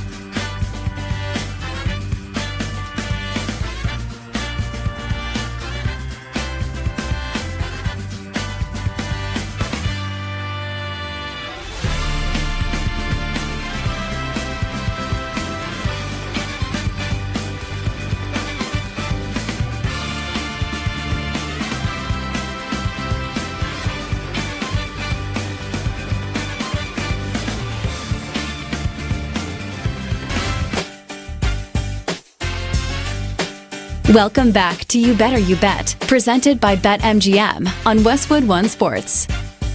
I don't know if we've seen this much drama in Southern California outside of Hollywood since, well, the death row days. Chris Mack with you on Westwood One Sports. In for Nick Kostos today here on You Better You Bet, presented by BetMGM. We'll get back into baseball in a couple of minutes with Bob Nightingale, our Odyssey MLB insider from USA Today. But today, BetMGM players are getting hooked up with an Any Sport Parlay Boost token inside your BetMGM app. To use it, just add a parlay wager to your bet slip and activate the token. If you win your wager that was made with that token, you'll receive extra winnings all inside your BetMGM app today. Please gamble responsibly. And there's plenty with a full slate of baseball, or a pretty full slate of baseball. Preseason football games, if you want to be a D-gen like me and bet on preseason football. Obviously, college football getting started this weekend. Plenty to jump on inside the BetMGM app. We'll talk about the nonsense in San Francisco. Well, I guess it was technically in East Palestine, Ohio. But the nonsense with the Niners, with Daryl the Guru Johnson of 95.7 The Game in San Francisco, coming up in about 30 minutes here on Westwood One Sports. But down in L.A., things are getting interesting. So, you've heard the name Mark Walter a good bit over the last couple of weeks. He's the guy who bought the Lakers last year and is trying to sell them again, flip the Lakers, as it were, for $12.5 billion to Bob Iger, and Jordan Kushner. Here's the problem. Jeannie Buss, who is one of 6 Buss siblings who have to, apparently, according to her legal argument, all agree to sell the Buss family trust shares in the Lakers organization, does not want to do that. She wants to remain a part of the Lakers ownership group and would like to have a large enough share of ownership that she can remain on the board of governors. In order to do that, the siblings have to continue to be locked in and a part of the Buss family trust. So the problem is, Jeannie's gone to court now to try to keep her siblings from selling their shares, and essentially the entire Buss family share of the Lakers organization. If this ends up coming down in Jeannie Buss's favor, there's a real chance that this hangs up the possible sale of the Lakers to Iger and Kushner. And you say, why? Chris, I don't really care who owns the Lakers. I don't. Outside of people in LA, there's a lot of you saying that, right? I don't care who owns the Lakers. It doesn't matter to me. The Lakers are still going to be the Lakers. Well, okay, that's a fair point. They most likely will be. But why it matters to you, even if you're outside of LA, is that if you have any interest in baseball, this could become an issue for the Dodgers. Why? Because, well, Mark Walter's liquidity crisis, being that he's dealing with accusations from the government about how he's handled his investment business and insurance companies. I'm not going to get into the nitty-gritty of it. I'll save that kind of stuff for somebody who's much smarter about it. But he needs billions with a B dollars. That's why he's also looking to sell his stake in Chelsea FC. If he can't get those billions with a B from selling the Lakers, what else is on the list of things that Mark Walter could get billions of dollars for that he could sell? Oh, how about the Dodgers? Yes, the Los Angeles Dodgers. And Stan Kasten and a lot of people within the Dodgers front office and people around LA want to tell you that that's not a possibility. That Mark Walter has no interest in selling the Los Angeles Dodgers. Here's the problem. He doesn't have any interest in it right now because he's hoping to get the billions with a B that he needs from the sale of the Lakers and his share in Chelsea. If he does that, great. No interest in selling the Dodgers. He doesn't have to do that. But if he can't get it out of the Lakers transaction, then the next best place to get it from is selling the Dodgers. And if that happens, sure, there will be people interested in buying the Dodgers. It's not like there's an immediate financial crisis with the Los Angeles Dodgers. But how many people are interested in buying a baseball team right now, right this second? I know the Padres sale just closed. I know with franchise valuations skyrocketing across major professional sports, there will always be somebody with billions with a B who wants to buy a team. But would you necessarily be interested in doing that before you find out what the complexion of the next CBA looks like in Major League Baseball? I know I wouldn't. I'd love to know if I'm going to buy the Dodgers, if I'm going to have to shell out $500 million in payroll every year, or if I'm going to be shoehorned into a new cap and floor system and I'm only allowed to spend a certain amount and therefore not able to dominate the talent market the way the Dodgers have for the last half decade. And if that's the case, maybe I'm not quite as interested in owning an asset like the Dodgers because, well, with a cap and floor system, maybe there's more parity. Maybe franchise valuations don't continue to skyrocket. Maybe they do, but it's a much less of a sure bet. Everything's kind of thrown up in the air when you change the entire financial complexion of a league, of a sport. So if Walter can't close the Lakers sale, he's going to have to consider selling the Dodgers. And could there be any worse time than right now to try and sell a baseball team? It's all up in the air. Because Jeannie Buss is like, not so fast. I'm not getting out of the Lakers business. Fascinating stuff. Coming up in about 20 minutes, we talk the mess up in the northern half of California. It's been a hell of an offseason for the Niners. We'll talk to Daryl Johnson from 95.7 The Game. Bob Nightingale, our Odyssey MLB insider, talks to us about the actual ball game next.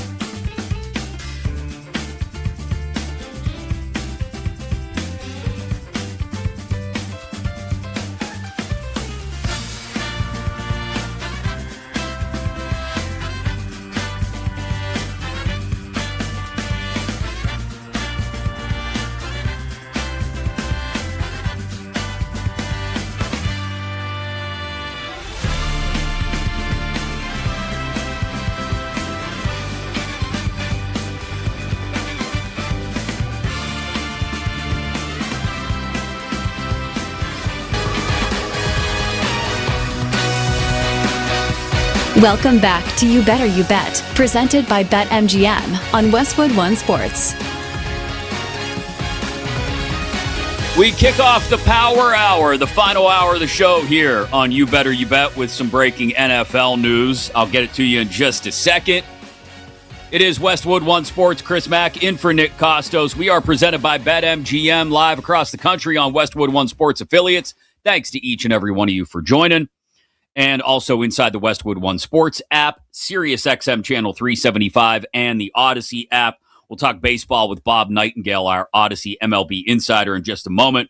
Seahawks and star Leonard Williams have agreed to terms on a 3-year, $90 million extension to keep him in Seattle and anchoring that defensive line for the foreseeable future. 3-time Pro Bowler, made one last year as well. 32 years old and locked in, 22 sacks in 3 seasons in Seattle.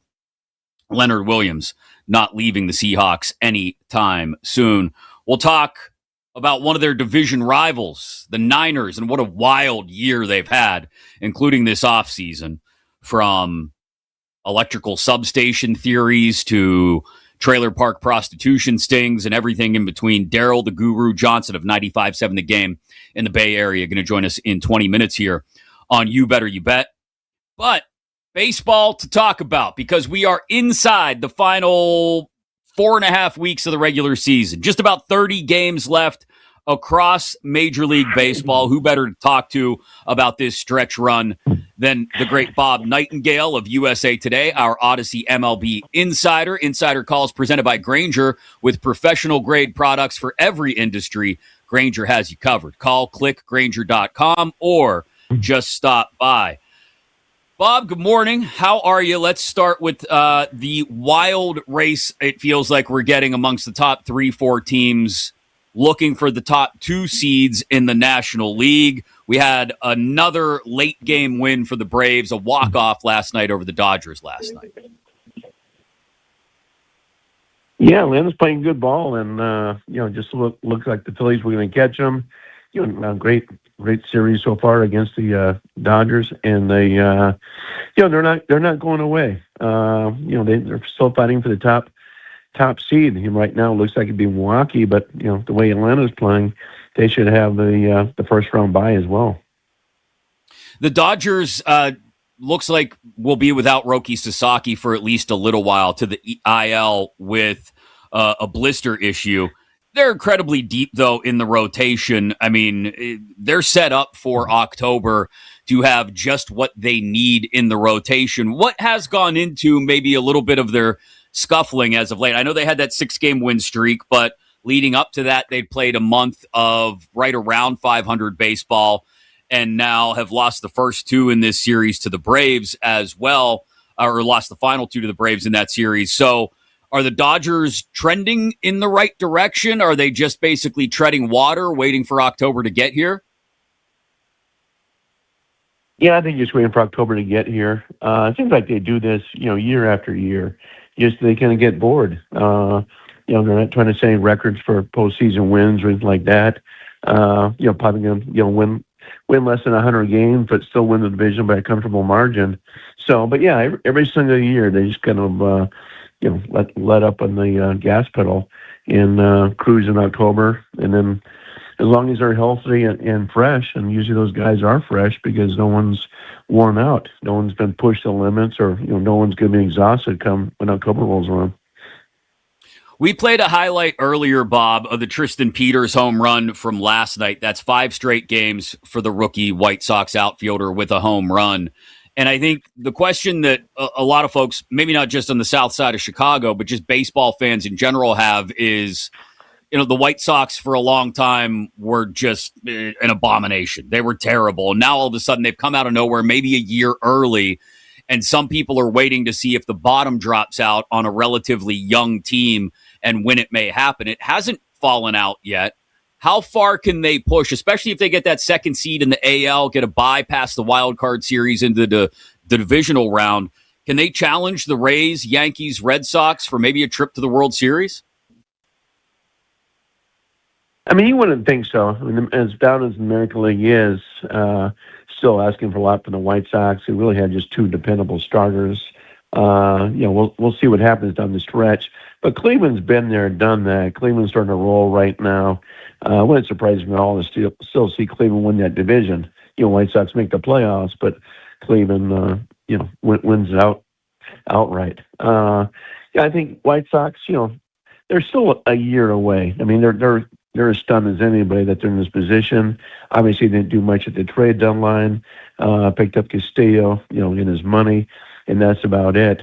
But I think, realistically, they're gearing for next year. Like, okay, to be more aggressive in the off season, and then they may believe that, okay, got a chance to be a perennial contender and be in the playoffs, year after year for a while. So if the White Sox are the second seed in the AL, and they're pretty solidly in that position right now, the Rays is the number 1 overall seed in the AL. The third division winner, by default, is going to be in the playoffs. Somebody has to win the AL West, Bob. The Astros are atop it right now, a game under 500, though. From what you've been able to learn over the last few days, why did Jim Crane decide to pull the plug on general manager Dana Brown now with a month left in the season? Well, I think it was just, the inevitable was happening anyway. He knew he wasn't going to keep him. They could have won the World Series. He wasn't going to keep Dana Brown. So I think he just thought, now's the time. They had a horrible homestand, got embarrassed by the Athletics. The Angels beat them up too. So I think it's that, go out there. You maybe get some team can reach out, hire him, before the season's out, be assistant GM or special assistant, something like that. But remember now, he nixed that trade too at the trade deadline, and so once he did that, it's almost like he knew he had lost faith in Dana Brown. Jim Crane likes to lean on Jeff Bagwell a good bit, who's working in the front office but isn't the full-fledged general manager, not an interim general manager, but someone whose opinion Crane really values.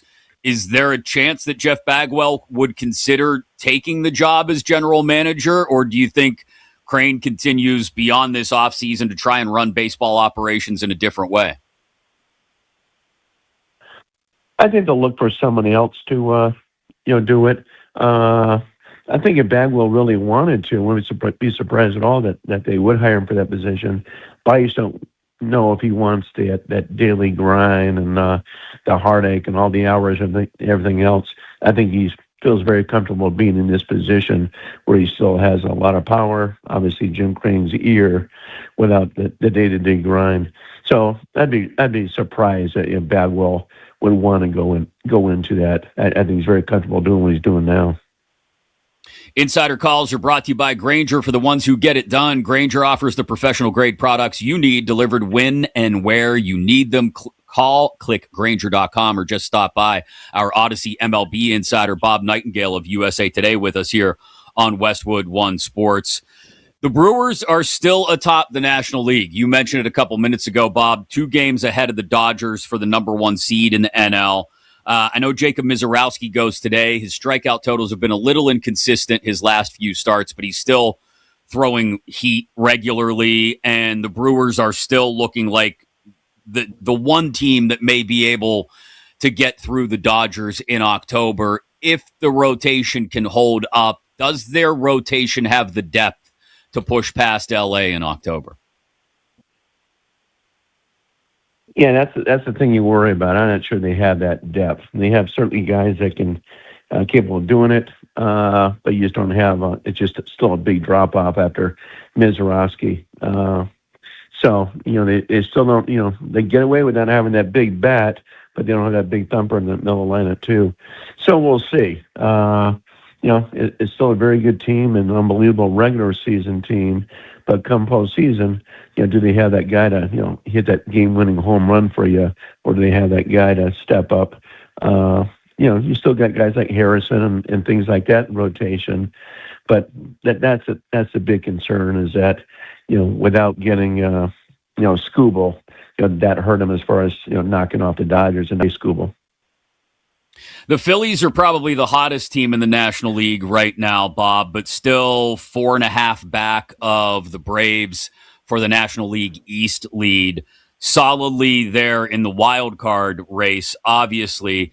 And after the way the year started, the firing of Rob Thompson, bringing in Don Mattingly, is there still a thought that when they get to the offseason, short of winning a World Series, they'll look to pivot towards Alex Cora? Or does Mattingly really want this job, and is he going to push Dave Dombrowski for it this winter? Yeah, I mean, he has said publicly he's interested in coming back. It's still kind of an awkward situation with his son being the general manager as well. But, Dave Dombrowski's in charge. He loves Alex Cora. He wanted Cora. Manley was just a fallback position. So it's strictly Dombrowski's call. I still think they'd have to get to the World Series for them to say, okay, Don, if you want to stay, it's your job. And, sorry, Alex, you turned it down once, and Manley won the job. But otherwise, I think short of a World Series berth, I still think they pivot toward Cora, knowing that he's, not only the manager now, but he can be the manager for the next, 4 or 5 years there. Odyssey MLB insider Bob Nightingale of USA Today with us here on Westwood One Sports, talking about the final stretch run here, getting ready for October and the playoffs. Joe Espada, we talked Astros a moment ago. Does he have anything left after this year? Is this just a matter of Crane not wanting to get rid of both the GM and the manager at the same time, or is there a way Espada, maybe with any kind of extended run in October, if the Astros were able to pull that off, that he could hold on to his job? I think if they had a deep run, you'd have a chance to keep it. Otherwise, I think they want to, make a move, particularly, if they don't make the playoffs. This would be 2 years in a row after making it, 8 straight years. I think they're ready to move on. And obviously with the hire as a GM, you would think that's going to be his decision. Like, okay, who do you want as manager? But yeah, I'd be stunned if a spot is still there. He's been in the hot seat pretty much all year. And, if they really believed in him, they would have given an extension. And obviously he was Dana Brown's hire. Dana Brown's gone. So I would think his spot would follow as soon as the season's over. We were talking about some of the bigger disappointments in Major League Baseball earlier in the show, Bob. Where did the Blue Jays go to try and fix things this offseason? Yeah, just kind of a mess. I mean, you still have the big guy, Vlad Guerrero. You got to get him right. Okamoto's been fabulous for him at third base. Probably got to go get another starter too, because you lost Gosman. Bieber's going to probably walk away. It's probably the end of for Max Scherzer as well. But yeah, I would think they go get another starter. The bullpen's been a mess. Outside of Barlin, so maybe get another reliever too.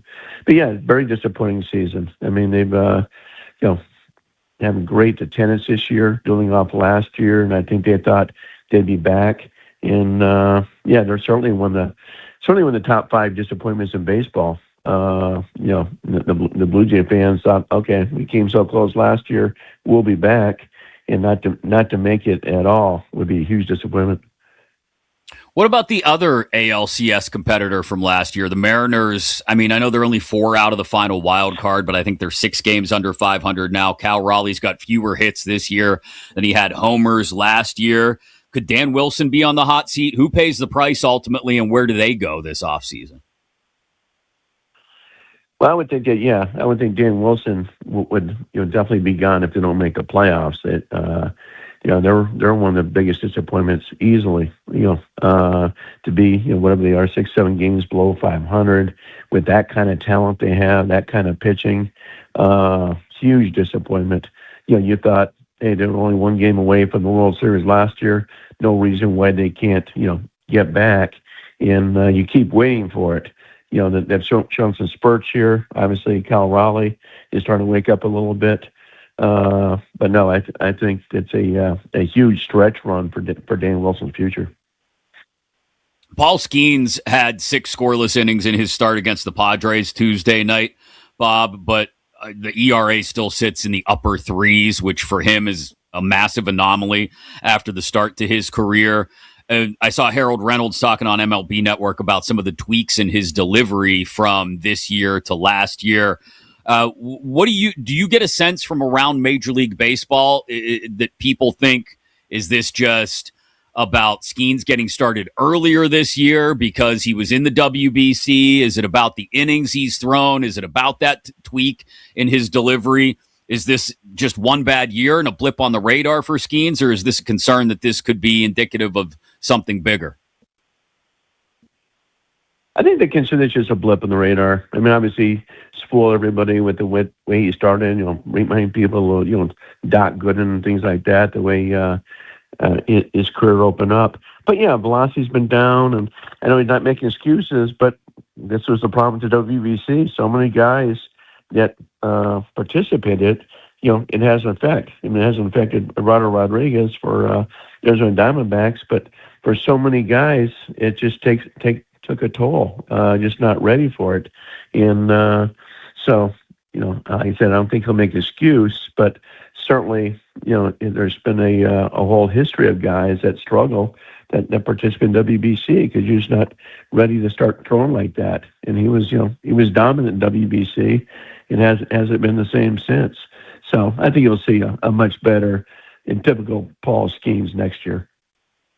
Before I let you run, I got to ask about the Dodgers, not on the field, but off the field. We were talking about it on the show a couple minutes ago, how the Genie Bus Lakers drama could end up spinning off and impacting the Dodgers in some way. I know Stan Kasten, everybody in the Dodgers front office, Mark Walter have been very emphatic that he has no interest in selling the Dodgers right now.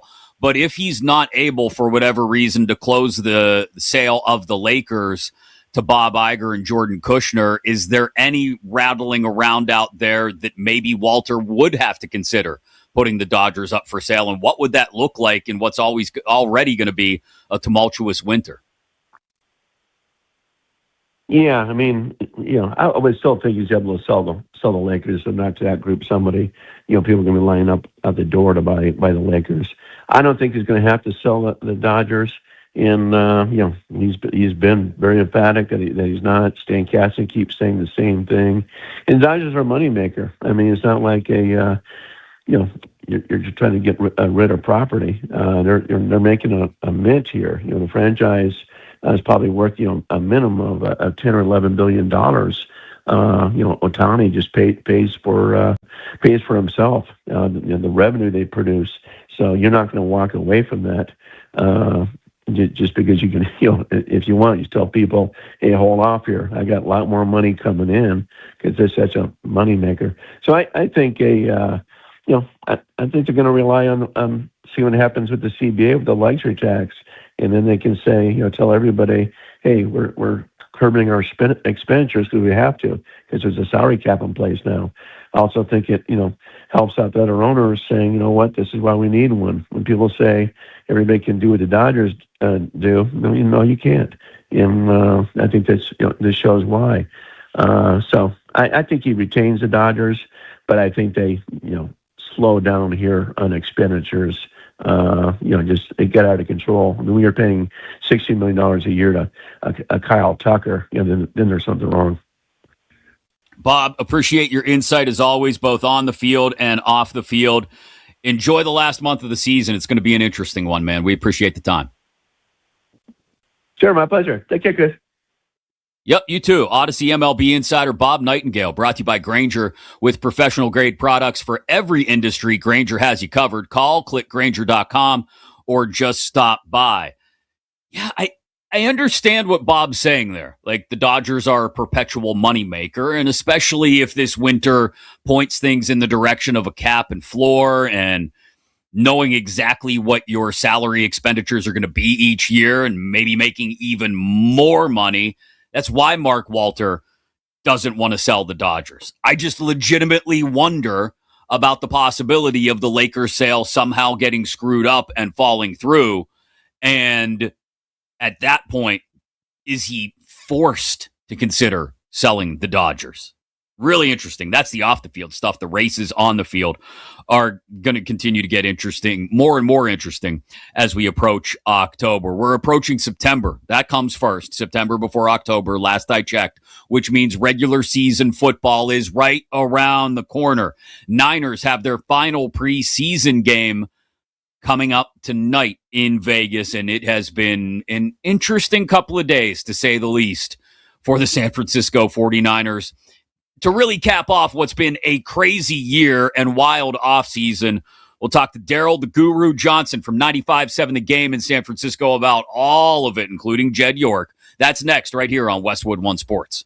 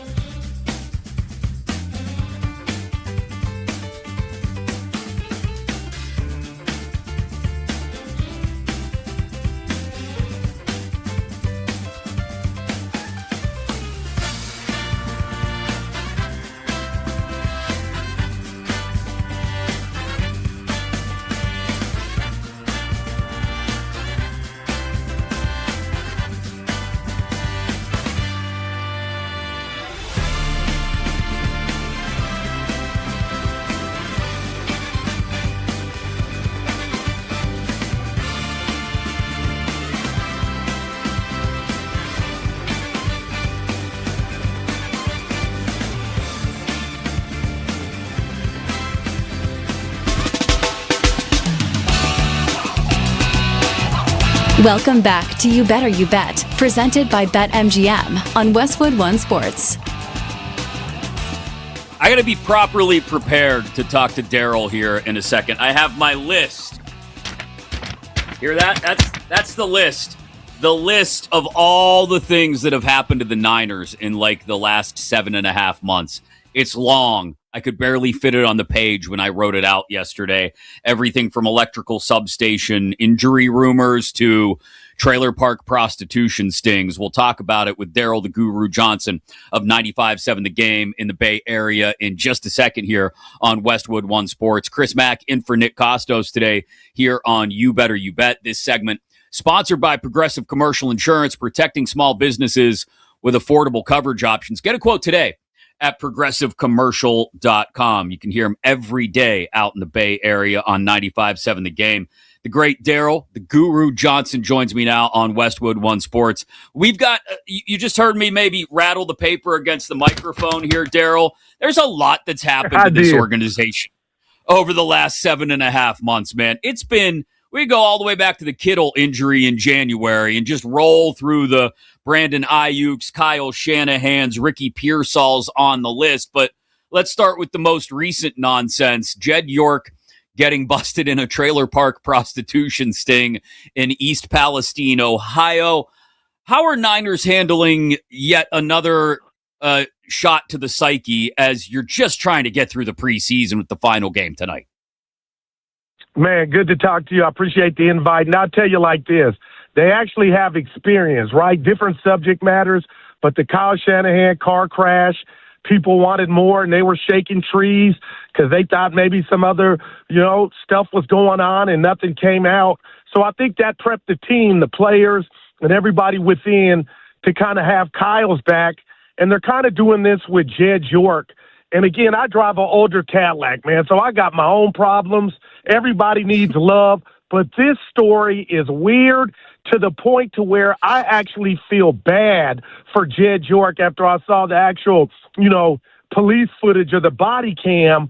But just the trailer park, as you mentioned, $140. And again, I'm not judging, but you're the principal owner of the San Francisco 49ers. We all know there's a better way. But I say that to say, to me, out of all the things you mentioned, and we kind of touched on it, I think the Brandon Ayuk fiasco was the one that still has me scratching my head. But at the end of the day, they got a game in a couple weeks in Melbourne against the Rams.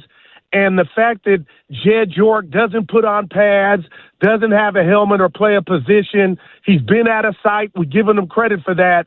I think this too shifts aside. Yeah, I mean, the one thing I do think, Daryl, about everything that's happened, whether it's Brandon Ayuk, Kyle Shanahan, Jed York, whatever, is I think it could go one of two ways. Either all of these outside distractions, even with guys like you said that don't even put on cleats and wear a helmet like Jed York, or, all the way down to Ayuk, Pearsall, Bosa still not practicing. It could be a giant distraction and sort of discombobulate this team that a lot of people think is a house of cards already, or it could just give them reason to rally around one another and say, no, let's go out there and prove to everybody that we aren't the bunch of dysfunctional misfits that they think we are. Have you gotten a sense of just what the tone and tenor of this camp has been like for the Niners? Is there that rallying around the troops kind of feel, or is there a feel of, man, it's just one thing after another? I love the question. To me, it's two schools. It's the verbal is everything you just said. We're going to go out there, we're prepping, and we're just going to put our head down and focus.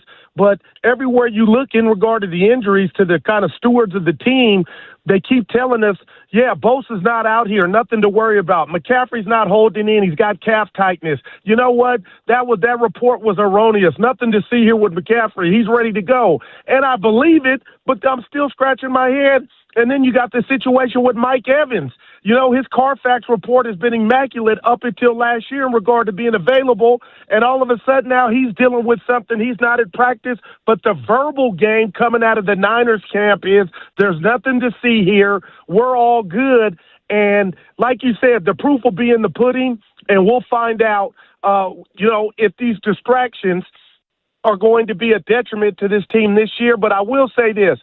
I'm mad and disappointed in Kyle Shanahan because I feel like he built something so special and powerful when they were young and powerful that they didn't cash in. So he doesn't have a Super Bowl. So I hold that. I know he's brilliant, but I'm mad at him. But now I just think time's gone on. Their gladiators have gotten older. They're dealing with injury, and they go and win 12 games last year when all their guys dropped. So I'm wondering, can you do that again with a tougher schedule? Is that even fair to even go last year when this year and these litany of things that are going on off the field? So I'm excited to see, can Kyle rally the troops? But then again, Kyle was part of the distractions, if you allow me to use that word, with his car crash. Yeah, I mean, it's interesting to see a team, like you said, Daryl. I think that's an interesting take on the whole thing, is they've been so good for so long, but don't have the ultimate prize to pay off on it.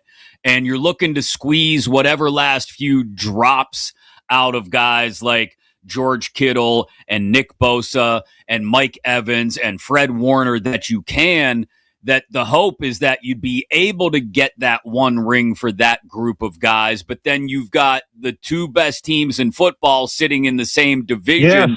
Yeah. Is there a sense of, hey, we can be as good as we're capable of being, we can fulfill all the promise we have due to the talent we have, but we still got to get over the hump against Seattle and LA? Well, that's my question, because I believe for the first time in the tenure of Kyle Shanahan, he has a Mike McDonald problem.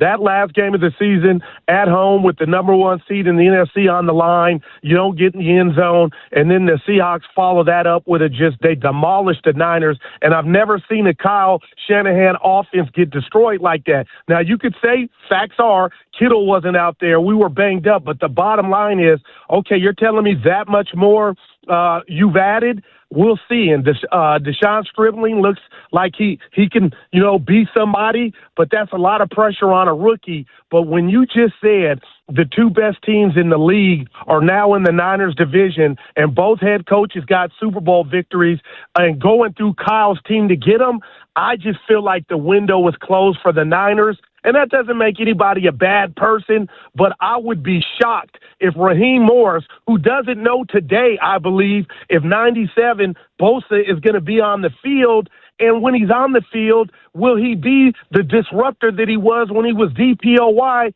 a few years ago? Because people have been questioning his productivity when he was healthy the last couple of years.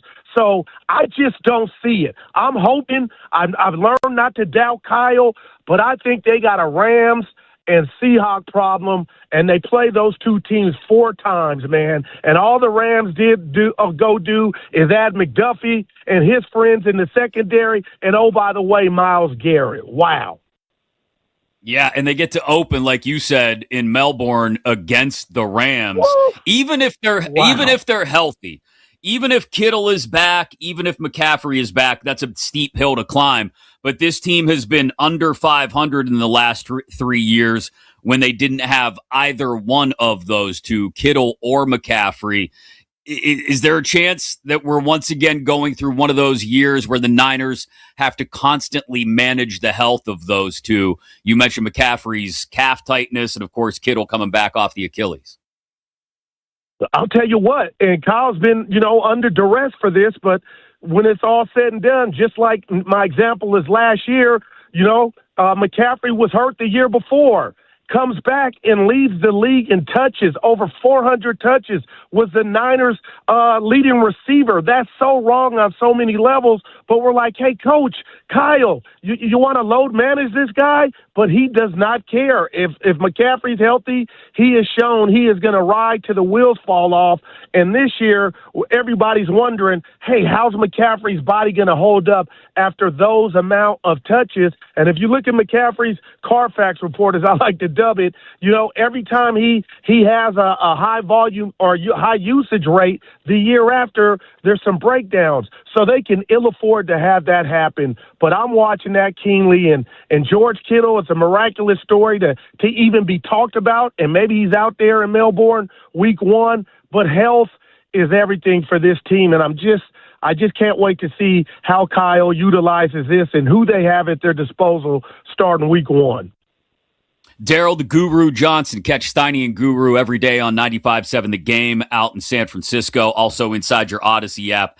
Download it. It's free. AUDACY. You brought him up a couple minutes ago. I talked about him yesterday towards the end of our show, Daryl, as a possible Offensive Rookie of the Year candidate. Just how good has DeJon Stribling looked? And if they get into a situation where Kittle is dinged up, McCaffrey is dinged up, Mike Evans is not getting any younger, can Stribling be one of those guys who has enough instant impact that when Brock Purdy is looking for somebody to throw to, he's going to know he can find him? Listen, I love the question. I watch college football, and sometimes I don't watch college football. And I didn't know about Brandon Ayuk coming out of Arizona State, and I was like, whoa, Kyle got it right. Ricky Pearsall, when he's healthy, I was like, Kyle got it right. And Stribling, I knew about, but I didn't know his catch radius is what it is. 10-inch hands. I know it's preseason, so I'll slow down. But when you just sit back and watch this guy, he just has something about him to where he is not, the bright lights don't seem to faze him. And I feel like he's Kawhi Leonard with those hands and the balls that are coming his way. Now, he dropped an easy touchdown last week, but he got, 11 catches in 2 preseason games. So he's been Spider-Man on everything that's coming his way. But to answer your question right now, I'd give him the stamp of approval of, man, this dude's got 4.3 speed and the ability to hang on the ball when Brock Purdy's throwing it to him or Mac Jones. So my question right now, or my answer to your question would be, hell yeah, he looks like he could be electric. But then we got to see what happens when it's real time and real action. And it's kind of funny. A reporter asked Kyle at his presser yesterday about Stribling, and basically to get Kyle excited about Stribling and what he's seen. And Kyle basically, and I don't know if it was, Stribling just being a rookie, was kind of, yeah, it's been okay. But we'll see when it's regular season. And we were having some fun with it. Like, he doesn't sound impressed, or that's just a ball coach not going to hype up his rookie until it's real action. But we're excited out here about him. Yeah, trying to keep the fire under the rookie might be it. A little mental game there. Daryl, great stuff, man. Looking forward to seeing, hopefully, I was going to say what's next for the Niners. Hopefully nothing's next. Hopefully it all cools off and the roller coaster ride comes to an end and they can just focus on football after tonight's preseason finale in Vegas. Appreciate the time as always, man. You're the man. Thank you. Have a good day. You too. Daryl the Guru Johnson. Catch Steiny and Guru on 95.7 The Game in San Francisco every day inside your Odyssey app. I still am no closer in figuring out what I think the Niners are going to do this year.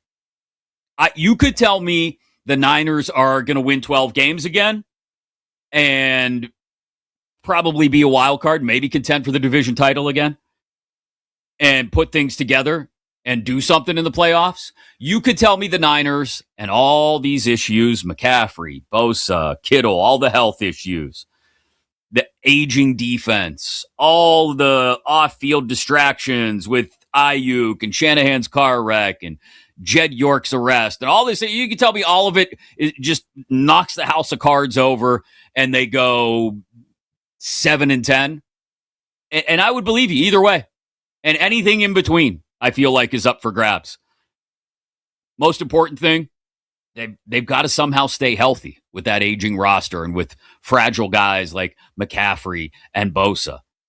If they can stay healthy, they've still got a chance to compete in that division. But that is such a massive caveat when it comes to the Niners, if they can stay healthy. Coming up, I'll get you some bets. We're going to focus on one of the best pitchers in baseball who's throwing tonight for one of the best teams in baseball. And also our 3 favorite moments of the show, our 3 stars of the day. All that next here on Westwood One Sports.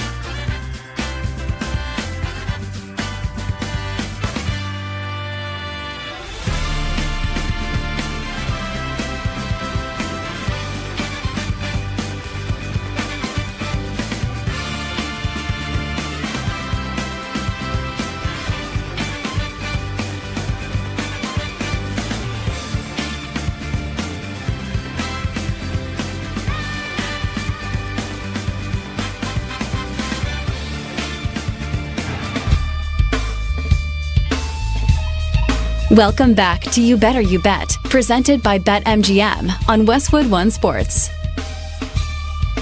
Coming up before we wrap up here on You Better You Bet, Chris Mack in for Nick Kostos today. I'll get you our 3 favorite moments of the show, our 3 stars of the day. But I want to get a bet towards you that sort of builds off one when this guy made his last start. So last time around, Jacob Mizorowski, due to his inconsistent strikeout numbers over the last 3 or 4 starts, I said, let's play the under, because it was listed at like 8.5 Ks. It was a massive number. And so we took the under. It cashed. Mizorowski's starting again tonight against the Mets, but I'm not playing the K prop this time. Mets are 4th highest strikeout rate in the National League.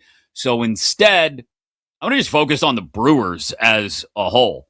They've won 6 out of Mizorowski's last 7 starts. The average margin of victory in those wins, 3 runs per game.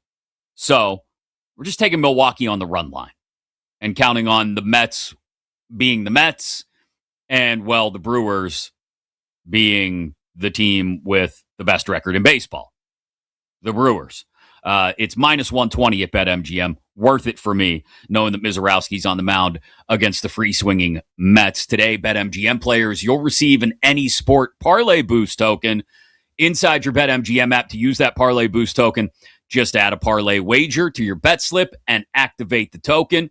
If you win your wager that was made with that token, you'll receive extra winnings inside your BetMGM app. Download it today, and please gamble responsibly. 4 preseason games tonight. I am not going to bet on any of them. That is my promise to you. Not only am I not going to suggest possible bets on any of these preseason games, I am also minding what I say and not betting on any of these. I got burned on a couple totals early in week 1 of the preseason. I'm not going back to that well. Forget about it. Give me the real stuff. 13 days away in the NFL. Steelers, Bills at 7 Eastern tonight. Patriots, Browns at 8 Eastern. Niners, Raiders also at 8 Eastern, 5 Pacific. And Rams, Chargers at 10 Eastern, 7 Pacific. If you so choose to punish your eyeballs by about midnight Eastern tonight, it will be all backups in the final game. You could watch at least 5 hours solid of preseason football. Drew Aller versus Will Howard in a battle for 3rd string in Pittsburgh. Dylan Gabriel against Taylon Green for the 3rd string job in Cleveland. What else? What other backup quarterback? Well, we'll see if Stetson Bennett plays tonight for the Rams. Doubt it. DJU against Trey Lance for the Chargers backup job. Lots of offensive line depth and backup quarterback questions in tonight's preseason games. As for our 3 favorite moments of the show, let's give it to you. Our 3 stars of the day. 3. I don't think he's going to have to sell the Dodgers. He's been very emphatic that he's not. Stan Kasten keeps saying the same thing. And Dodgers are a moneymaker. I mean, it's not like trying to get rid of property. They're making a mint here. The franchise is probably worth a minimum of $10 or $11 billion. Bob Nightingale, Odyssey MLB Insider, earlier in the show on just a scenario I threw out there. If Jeannie Buss's family dispute with her siblings should end up leading to Bob Iger and Jordan Kushner backing out of their purchase of the Los Angeles Lakers, would that lead Mark Walter to go find the billions of dollars he needs elsewhere by selling the Dodgers? I don't think he'd want to do it, as Bob just pointed out there. The Dodgers are a money-making machine. But if he's forced to come up with that money somehow, that would be the next most viable option, something to keep an eye on as the dramatic back and forth between the Buss family continues to draw out the Lakers sale and saga. Number 2 today. 2. But it's got to be a special dynamic relationship if you're going to get to a Super Bowl and win it. Josh Allen and Sean McDermott was never that. I think Josh Allen and Joe Brady has the potential to be that. They've really evolved and grown together. Tyler Dunn of Go Long. Check out the podcast and the Substack, talking about the dynamic between the 36-year-old head coach, Joe Brady, and the 30-year-old quarterback, Josh Allen, and how it just feels like a different vibe in Buffalo this summer. Plus, you bring in DJ Moore, could be getting pumped the football. You've still got one of the best running backs in the league in James Cook. Just from my point of view, I don't get why the Bills aren't the favorites in the AFC. Everybody keeps pumping the Ravens down your throat. I'm not there. Too many questions on the offensive line, and with a brand new rookie head coach, I expect big things out of the Bills this year. Finally, our number one star of the day. 1. And Stribling, I knew about, but I didn't know his catch radius is what it is. 10-inch hands. I know it's preseason, so I'll slow down. But when you just sit back and watch this guy, he just has something about him to where he is not, the bright lights don't seem to faze him. And I feel like he's Kawhi Leonard with those hands. Kawhi Leonard hands on Dejon Stribling, the rookie wide receiver in San Francisco. Thanks to Daryl, the Guru Johnson of 95.7 The Game, for joining us to talk about everything going on with the Niners. I think the most interesting part of that conversation with Daryl was not just his multiple references to Mike Evans' Carfax report, because Evans is an older player who finally saw significant injuries last year. What a great way to compare a player's health history to an automobile. That's Mike Evans' Carfax report. What really stuck out from my conversation with Daryl was the idea that the Niners' time has come and gone, and the window may be closed without ever capturing a ring to show for it.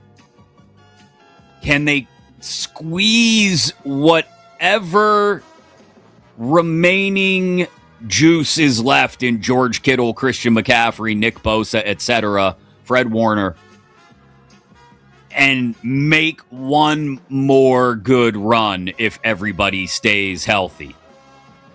Would that finally pay off on the expectations around Kyle Shanahan and the San Francisco 49ers? Great stuff from Daryl. You can check him out on Steiny and Guru every day on 95.7 The Game in San Francisco and inside your Odyssey app. If you've been listening inside that Odyssey app, thank you. Inside the Westwood One Sports app, thank you. Sirius XM Channel 375, thank you to you as well.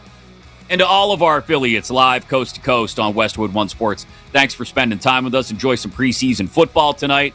Thanks to Dan. Thanks to Mike. Thanks to Kenny. Thanks to Tyler. Thanks to Bill. Thanks to Laura on the board. We'll get you through this preseason and on to the regular season right here, your home for the NFL. It's Westwood One Sports.